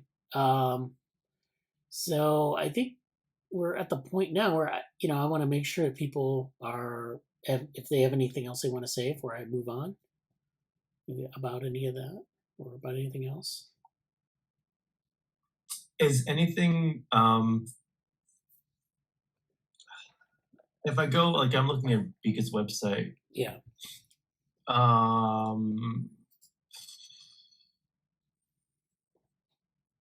I guess what's the best way to look at some of this stuff? Is it accessible to me, or like should I try to just, do they have, I'm looking like the like links to papers, or just Are there presentations available anywhere else? Or I know. don't think they're available right now. I think they might be recording them. I know they're recording them. I don't know if they'll be available later. These rooms here, if you go down on this program page, these rooms are poster rooms. So these are all the rooms that if you want to go and look at the posters, they have them in Mozilla Hubs, which is a VR system where you have an avatar and you look around. And but the talks themselves are being recorded. I don't know if they're going to be accessible to people after. I mean, there's a registration and all that, but yeah, I mean, like I said, I'll prepare a shared notes doc, and that'll work, I think, for getting most of the ideas across. I'm not, I get like, you watch this stuff and you're immersed in it, and it's like, what are the takeaways, and then what are the really cool things here? I feel like I gotta think about some of the deeper lessons here. There was nothing really on development, which is interesting because usually we have, something on development in some of the other ones, like in Neuromatch or in some of the other talks that we've visited. So, yeah, this is interesting stuff, though. Definitely a different perspective on it. So, okay. Yeah. I'm going to look at that and kind of, at least kind of the schedule page, at least is pretty informative in terms of like who's doing what talk, and I might just like scope out. If there's anything that you want to like flag, maybe mention it in Slack, like, oh, this is a cool talk, and I'll try to look at it too, or find the authors or whatever, and and what they do outside of BICA. So yeah, that's all. Yeah. Yeah, that's great. So let me my notes here. So I wanted to get to a couple of things reading wise here. Actually, I did want to remind us that we do have, despite all the conferences that we've been talking about, we still do have the submissions doc, and I don't know if we've updated it recently, but 22 actually. And so we're kind of like looking for things. If there are things that are coming up, we can put them in the list. I know we have some things in the Slack I need to look through and put them in this list, but there are always new opportunities coming up. So if you have new opportunities, list them in the Slack, or bring them to my attention, and we can put them in here and set up like a due date. So this Synthes special issue might be a good thing to put in here, and just to have like a deadline for it. So if we put this here, scientific realism. Morgan, were you going to say something? It just potentially as it relates to Brian's intuitionist mathematics or intuitionist logic. I dropped this into events discussion. Is this Flame conference, formal languages, AI, and mathematics? Okay. It's like very much a theorem proving kind of computer science conference. It certainly might be something Brian's interested in. All right. Yeah, that would be good to target. Well, let me put it in the list just to come back to it here.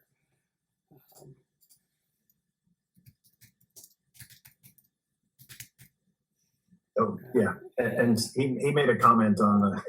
I see he commented on the Slack. So yeah. All right. Yeah. So that's that one. Then we have. So yeah, I want to get into some readings now and some things related to that. So let me go to my folder. So the first thing I'm going to talk about today is something called abduction, and then how it relates to Bayesian analysis or Bayesian models. So you don't try to look. Abduction is a type of logic, and we have a Stanford Encyclopedia of Philosophy entry here. If you try to Google abduction, of course, it's going to be bad because you'll get a lot of things on kidnapping. If you Google abductive reasoning, it's a little bit better. Wikipedia has a decent coverage of it. It talks about abductive inference. So it's a type of logic there's deduction, induction, and abduction.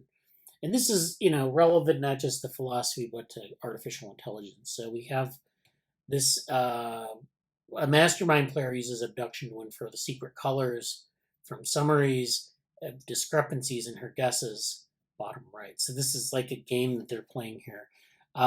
One can understand abductive reasoning as inference to the best explanation. So this is like a different way of thinking about reasoning as opposed to deduction or induction. This is something that is, I think, the hardest thing to implement in an artificial intelligence platform. So this is like usually deduction and induction are the things that we usually use in AI, but abduction exists as well. So in the 1990s, as computing power grew, the fields of law, computer science, and artificial intelligence research spurred renewed interest in the subject of abduction. Diagnostic expert systems frequently employ abduction. So expert systems actually use this. If you have I don't know how well they do it. That's the thing that we're getting at here. That's why we're covering this. So deduction is, and this is going to get into like some A versus B things. So bear with me on this. Deductive reasoning allows deriving B, which is a symbolic variable, from A, another symbolic variable, where B is a formal logical consequence of A. So if A has a logical consequence, B, you could derive B from A, but only if there's a logical consequence of A. So in other words, deduction derives the consequences of the assumed. Given the truth of the assumptions, a valid deduction guarantees the truth of the conclusion. So for example, given that wikis can be edited by anyone, and Wikipedia is a wiki, it follows that Wikipedia can be edited by anyone. So that's deduction. And that's something that we, in AI, we use, and sometimes to a fault, because we'll make there will be spurious correlations that get promoted as the answer to, algorithm will produce that answer and we accept it, but we have to understand the premise by which the algorithm came to that conclusion. Now, there's also inductive reasoning, and that's a little bit different. Inductive reasoning is the process of inferring that some general principle B from a body of knowledge A, where B does not necessarily follow from A.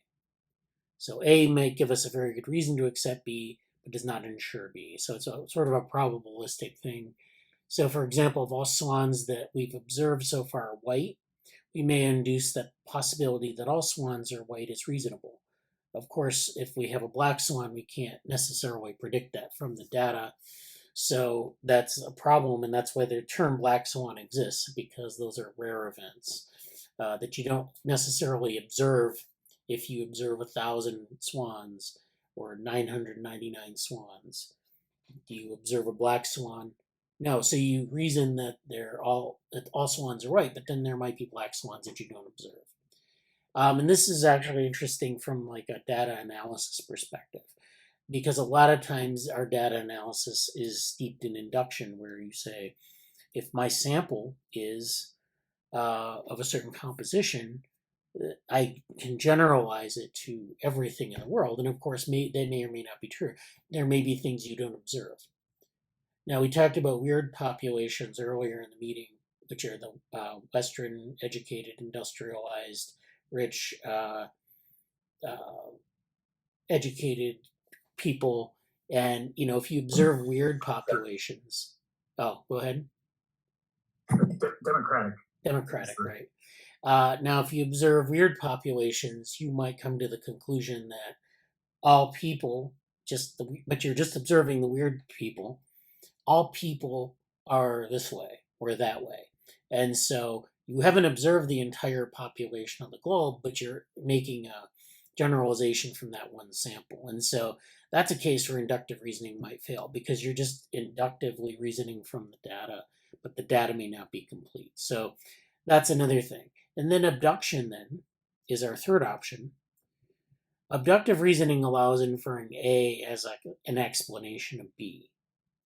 As a result of this inference, abduction allows the precondition A to be abducted from the consequence B.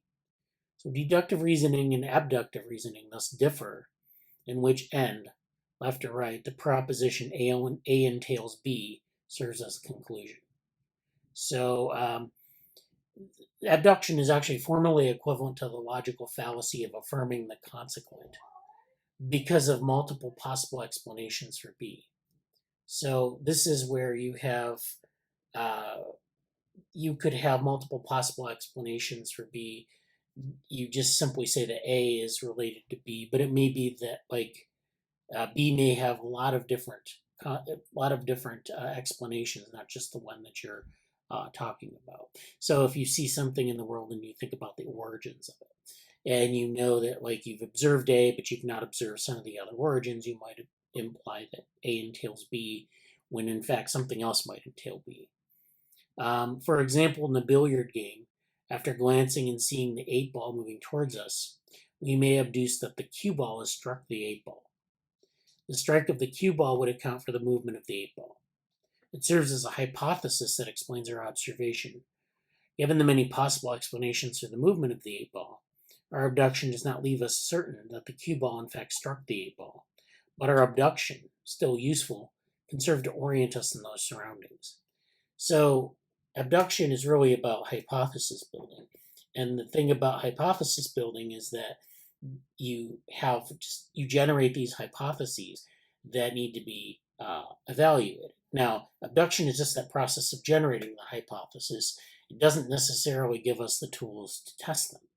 And this is where data comes in, because data will allow us to test these hypotheses. And so it differs from induction in that induction actually sort of derives things from the data, whereas abduction derives hypotheses that we can then evaluate using data. So, properly used, abductive reasoning can be a useful source of priors in Bayesian statistics. So, if we know anything about Bayesian statistics, which we've talked about a lot in neuromatch land, you have a prior and you have a Bayesian rule that says, look at your prior and observe the world. And then based on your prior, what is the probability of this thing happening? And then the thing either happens or doesn't. And then if it doesn't, or if it does match your expectation, you update your prior in something called a posterior, and then that can update the prior. And you keep doing that, and you end up with your prior being improved upon as a posterior, and that describes your data. So, you can use this in a lot of ways. So that's an overview. Stanford Encyclopedia of Philosophy actually gives some more information about this. Some of the roots of this, the general idea, explicating abduction, the status of it, their criticisms of it, of course. And I'm going to talk about some of those really briefly, but there are a lot of philosophical objections to it. There are other things. So, the status of it is, even if it is true that we routinely rely on abductive reasoning, it may still be asked whether this practice is rational. For instance, experimental studies have shown that when people are able to think of an explanation for some possible event, they tend to overestimate the likelihood that this event will actually occur.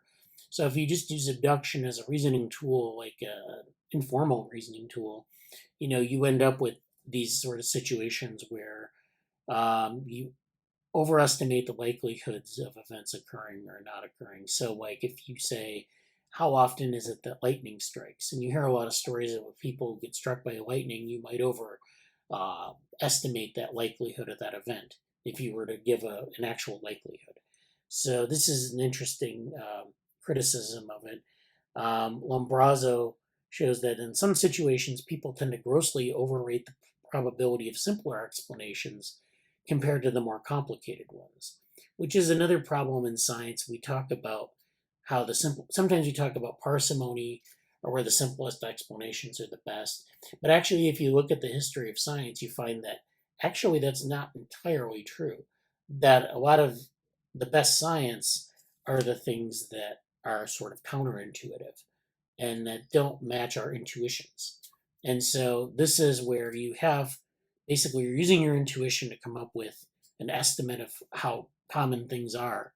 But you actually fail at that in a way because you are just using sort of your intuition to guide you, And in fact, in some cases, if you look at how things have been investigated scientifically, they're actually counterintuitive.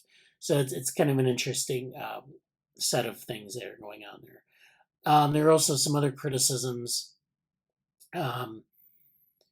So there, I don't want to go through these too much, but you can go through them on your own.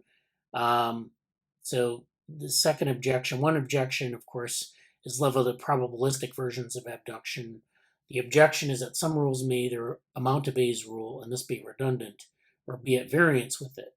But then on the grounds of Lewis's dynamic Dutch book argument, you can go into this, be probabilistically incoherent, meaning that they may lead to one to assess as a fair number of bets which together ensure a financial loss, come what may. It would be irrational to follow a rule that has this feature. So, you can use abduction. It's either it basically either amounts to Bayes' rule, or it doesn't, and then it leads you astray from a probabilistic standpoint. And so this objection may or may not be very valid.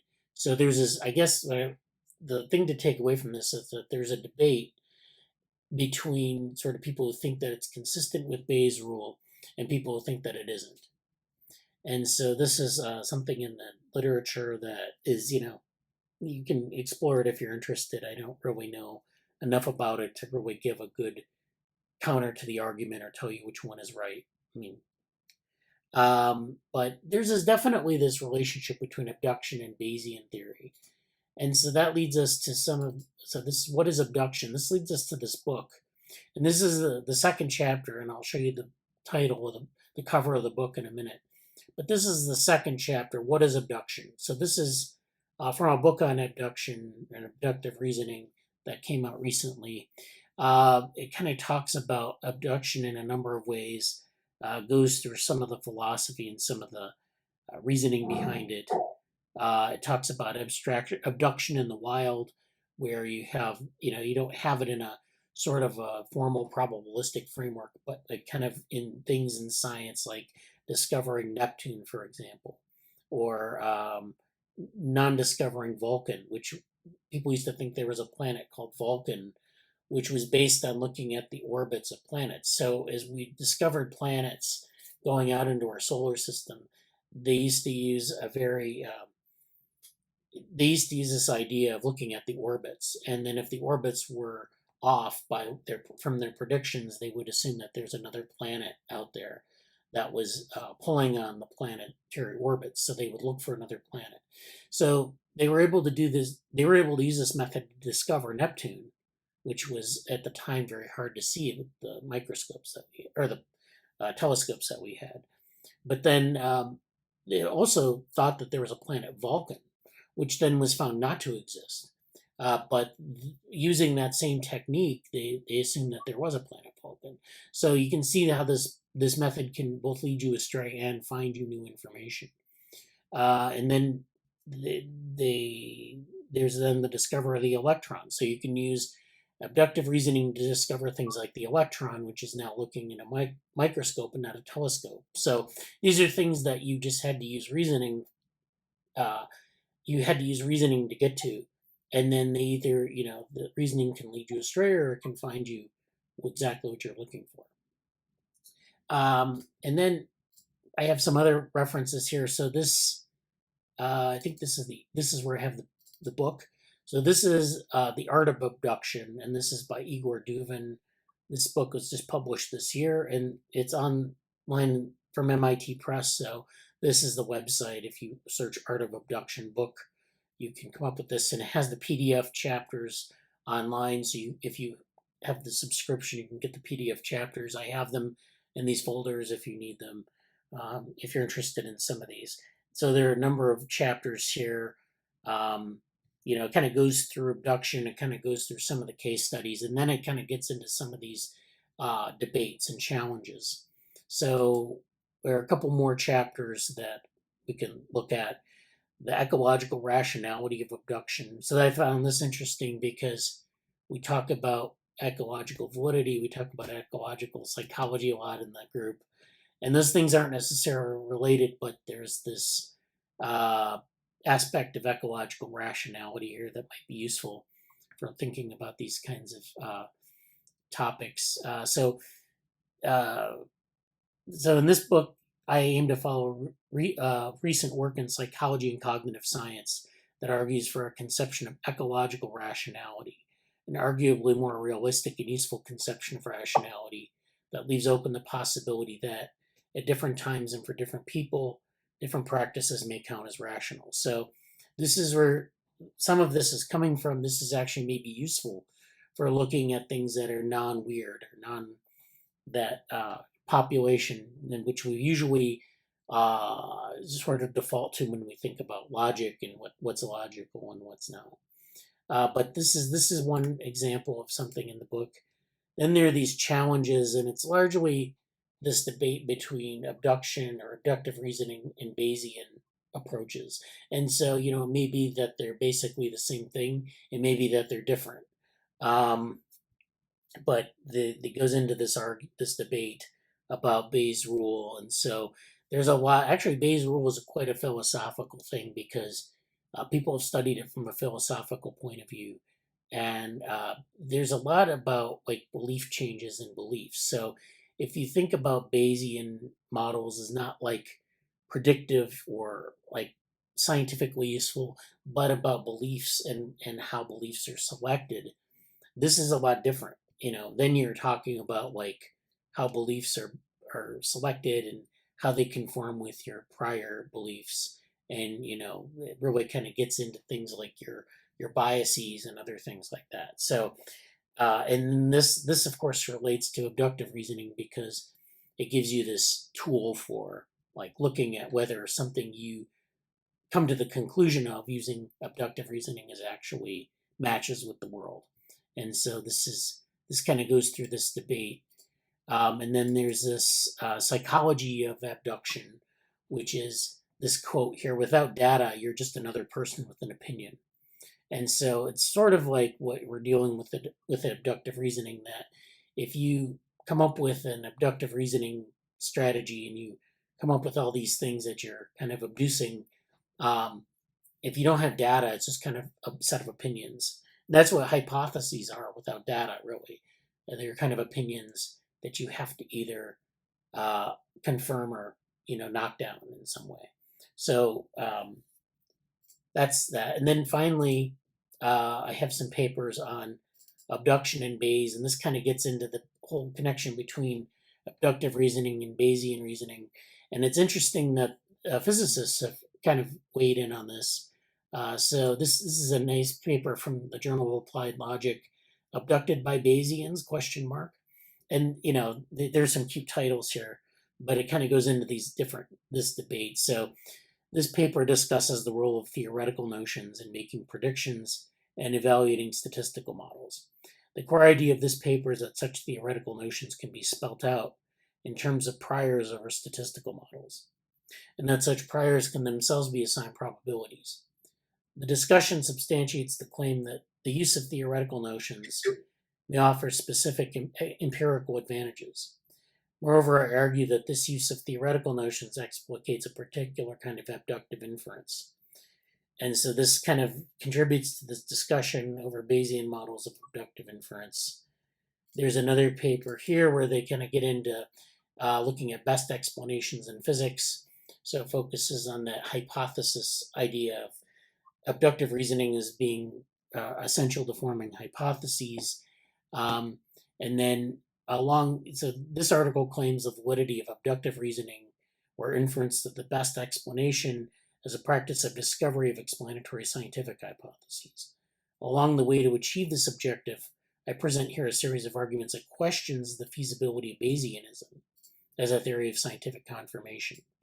Having solved this issue, I resort to an episode of contemporary astrocosmology that I interpret as an eloquent example of the effectiveness of abductive methodology in contemporary physics. So they're arguing that abduction and Bayesianism are separate, and that abduction is better than Bayesianism in this domain. And then there's the physics of beliefs, which is where they look at a physics of and by beliefs. So they're using sort of this idea of Bayesian mechanics, which is a physics version of Bayesian reasoning or Bayesian modeling, And Bayesian mechanics is a probabilistic mechanics. It allows us to model systems endowed with a particular position, like say particles, or the internal states or the trajectory of a particular system, and code the parameters of beliefs about quantities that characterize a system. So it's thinking about hypotheses as sort of beliefs, or some aspects of data as beliefs. And then here we review the state of the art in the literature on the free energy principle, distinguishing between three ways in which Bayesian mechanics have been applied to particular systems. So they kind of go through this, and it's sort of Bayesian mechanics sort of brings this abductive reasoning into the Bayesian model and uses it for physics and looking at physics problems. And then finally, there's this paper, Bayesian Practice and Statistics. So this is beyond physics now, and it kind of takes philosophy, and it brings it into alignment with Bayesian statistics. And this is actually from Cosma Shalizi, who runs, I think Brian mentioned him once, is running a blog on complexity. He used to be at the University of Michigan in the complexity school there, and then moved to Carnegie Mellon.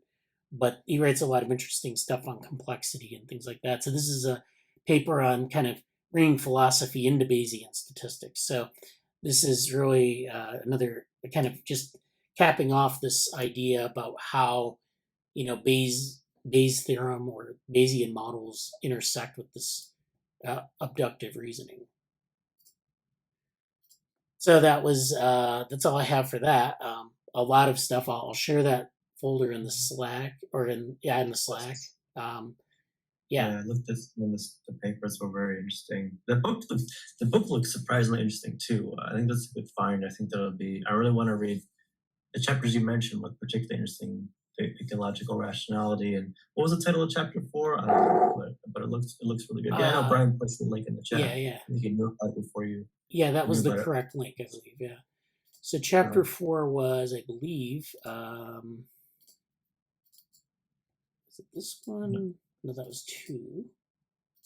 Go back to this. I think it was no. Facing the challenges. Facing what? Facing the challenges. Let me share my screen again. Yeah. So that was like where they kind of get into this debate about Bayesianism and where's my tab here? Bayesianism and abductive reasoning. So yeah. So this is like really kind of get into like how, like I said, sometimes abductive reasoning can lead you in the right direction, and sometimes it can lead you in the wrong direction. And it really depends on your, confirming with data, but it also depends, sometimes if you use Bayesian models, technically it's not supposed to happen, but it could lead you astray if you don't have the right prior. I feel like this is going to be important for me to know how to talk about looking into like probabilistic programming and some of the stuff that from the Tenenbaum video that I got to finish wrapping that up. But like deeper into some of the methods that between this and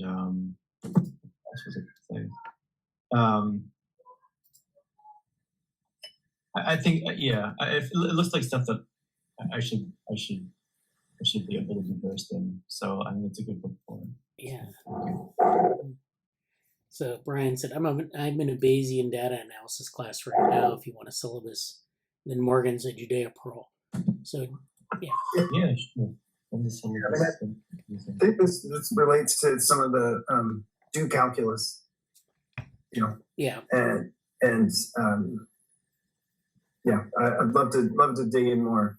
Where's a good place for these kinds of topics? I mean, this seems a little beyond data ML. Yeah.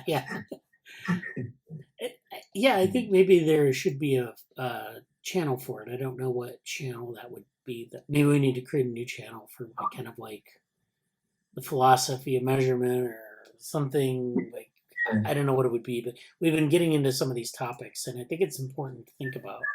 I think I sent you a link to this Mehmet Susan, who's a theoretical physicist working on like statistical physics of connectedness models. But he has he has blog posts on that like relate to, you know, like I almost want to say philosophical aspects of calculus. Yeah. You know, for lack of a good term, and yeah, but I'll post some links to his stuff in Slack, or you know, anywhere you'd like. Okay, yeah. Yeah, what do you think, Jesse? Do you think we should create a new channel for that, or? Probably. I'm looking at the channels right now. Like, what do we want the theme of the channel to be? Just like Bayesian stuff, or Well, we could do Bayesian stuff, or maybe like a philosophy of measurement, or philosophy of statistics. Maybe, I don't know. I mean, it's really, we don't just talk about Bayesian stuff. We've talked, I think, about measurement and things like that. Yeah. If you get into measurement, then you've got to check out these videos from the Australian Institute of Physics. The can a qubit be your friend? Oh yeah. But it's a serious topics of you know, measurement and what are the minimal properties of the observer that you have in quantum mechanics.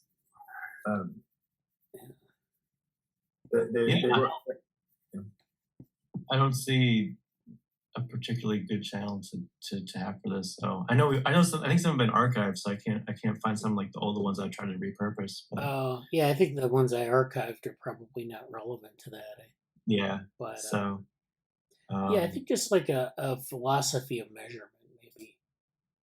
Just fill measure something, fill measurement or something like that. Okay, I'll do that. Okay. Yeah, and I think that would be, you know, you could invite like Morgan, Amanda, Brian, maybe Hussein to start with, and then we can have like a nice discussion about that, or post some things in there. Yeah, I'd really, yeah, because I would definitely try and put in an example, a data analysis example, because I'd really like to also follow up with the last thing you said about like can Bayesian models lead you astray? Yeah, because I kind of want to say no, but I'd also like to see some simulations. You know, can we come up with a simulation that shows that? Yeah. And it's certainly along those lines. Yeah. Well, I'll drop them in this channel. Yeah. Okay. No, I think this is a really be interesting to look at all this stuff. Yeah. If you want to put that syllabus that you mentioned there too, Brian, go right ahead. Yeah. When you get time there in New York. Yeah. So it's one of those processes where you can feel absolutely correct and be wrong, and feel completely wrong and be absolutely correct. Yeah. So that's, yeah, there's also, of course, a tension between like intuition and, you know, things that are counterintuitive. And then sometimes your intuitions are correct and sometimes they're not. And it just depends on the method that you use to, and of course, a lot of times, you know, one of the reasons I brought this up is, of course, because of like what we learned from machine learning and deep learning is that we use statistical models, make inferences about the world. And sometimes those inferences are incorrect, you know, and that ties into like a lot of the tech ethics stuff. If we just blanket, you know, just apply a blanket model to the world, you know, what are we actually looking at? Are we looking at something that is, you know, maybe we can kind of make an intuition about something. Maybe there's like a stereotype about the world, or maybe we just make an intuition about the world that's actually not correct. There's a lot more complexity there. And we know things sometimes are multi-causal, and we know there are things that have multiple chains of causality, and those things kind of get glossed over, and we just kind of make these inferences, quick inferences from the data, and then, you know, that's where we get into trouble a lot of times. So it's definitely, we're thinking about like how that process works. If maybe, you know, in some cases intuitionist approaches are better, in some cases they're not. In some cases Bayesian approaches might be very good, in some cases they're not. And it's, you know, maybe it's worth thinking about what exactly those conditions are so that, you know, people say, well, I'm going to apply model X. And you say, well, maybe you don't want to do that here because the problem complexity is such that, you know, you're going to end up guaranteed to find the wrong answer, or guaranteed to find the right answer. Maybe, I don't know. But I don't think we ever did anything with the paper, but we had that idea of like, like when the first few months I joined a lab that was talking about like measuring levels of complexity or something. oh, Remember that a long time ago? no. Did anything ever happen with that? I don't think so. That was I don't know if that was related to like the FQX questions. Oh, maybe it was. But I think it was just reminded me of that. Yeah. So FQXI, which is essentially like a theoretical physics organization, they have these essay contests where you write on a topic and you submit it, and it's a contest. And I've done a couple of them, sometimes with collaborators, and I've never done particularly well on the competition part, but you know, it's been like it's been always good to just kind of come up with something based on a topic. Yeah, there was one. I have to go through some of those. I think I have a collection of those on ResearchGate, where they're like, it's like my account and then FQXI essays or something in there. A couple of them in there, and I think it was the last one that I think you were on it, and Ankit Gupta was on it, and yeah. So I mean that's I don't know if we want to revisit that, but oh no, I mean okay. it was just I know we did something about levels of complexity. We didn't do it. I think we were like Yeah. It was a potential path we didn't go down, basically. So, yeah. Well, yeah, but just to think about it again, refresh your memory. Yeah. Okay. Cool. Yeah. Nice discussion from all this. Yeah. I have to ask Amanda if she has any thoughts on this. If this is something that you have thoughts on now, or maybe later. She posted. Okay. This is some stuff here. On the philosophy and measurement stuff. Yeah. Or anything. Well, any of that. The intro to the neo-cybernetics book is like still in my head, so that's definitely related to a lot of this stuff. Like observation. Neo-cybernetics book? So, you hadn't joined yet. I read an introduction to like an essay collection that was about second order cybernetics and what that like can look like today, and how to use those ideas in different disciplines. Yeah, definitely. So that's just on the top of my head. Yeah. I can share the book in the Slack, maybe Cognition Futures. Yeah. Could you sort the message feed away? That'd be good. Thank you. Sorry, I missed that. It'll have my scribbles in the margins since I got this. Yeah, your iPad. Yeah, nice. what are you using a specific app for note taking? I'm curious. Like, is it like? No, the preview, whatever is Apple's thing, and then their markup decent. The one that I used to use all the time in the reading group is Margin Note. It's pretty good. I feel like there's a lot of ways you use the mind maps. The Margin Note's cool. Good Note's good. I like I need the handwriting. Ideally, I just have everything in print and I have a pen. So I like literally scribbling in the PDF margins, which is not the most organized, but it's the easiest. The Notion app is also very nice. Notion's pretty good. And I don't know what this one is called. That's not the name of the app that I'm using. Anyway, I mentioned that I don't want to. You were saying all this stuff. I'm sorry. No, nothing else. Just that I'll share this book. Okay. Yeah, that's great. Yeah, and I'll share the paper folder with all, there are different papers in it. Yeah, so that's great. I think that's about it for today. Unless anyone had anything else they wanted to talk about. I know there were a couple things in the chat. Well, I just wanted to say we should definitely talk about Guillaume Dumas' paper, PNAS paper next week. All right. And this is like the most recent paper? Or? Yeah. All right. And I put a link up at the top of the Jitsi chat. Okay.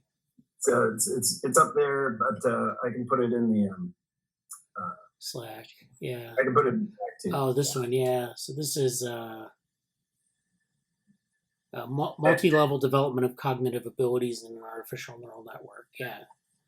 It just seems like really overlapping with a lot of lab papers. Yeah. And as well as like it's coming out of his interest in with Varela. Yeah, that would be good. All right, yeah. Max Ent is, what is that?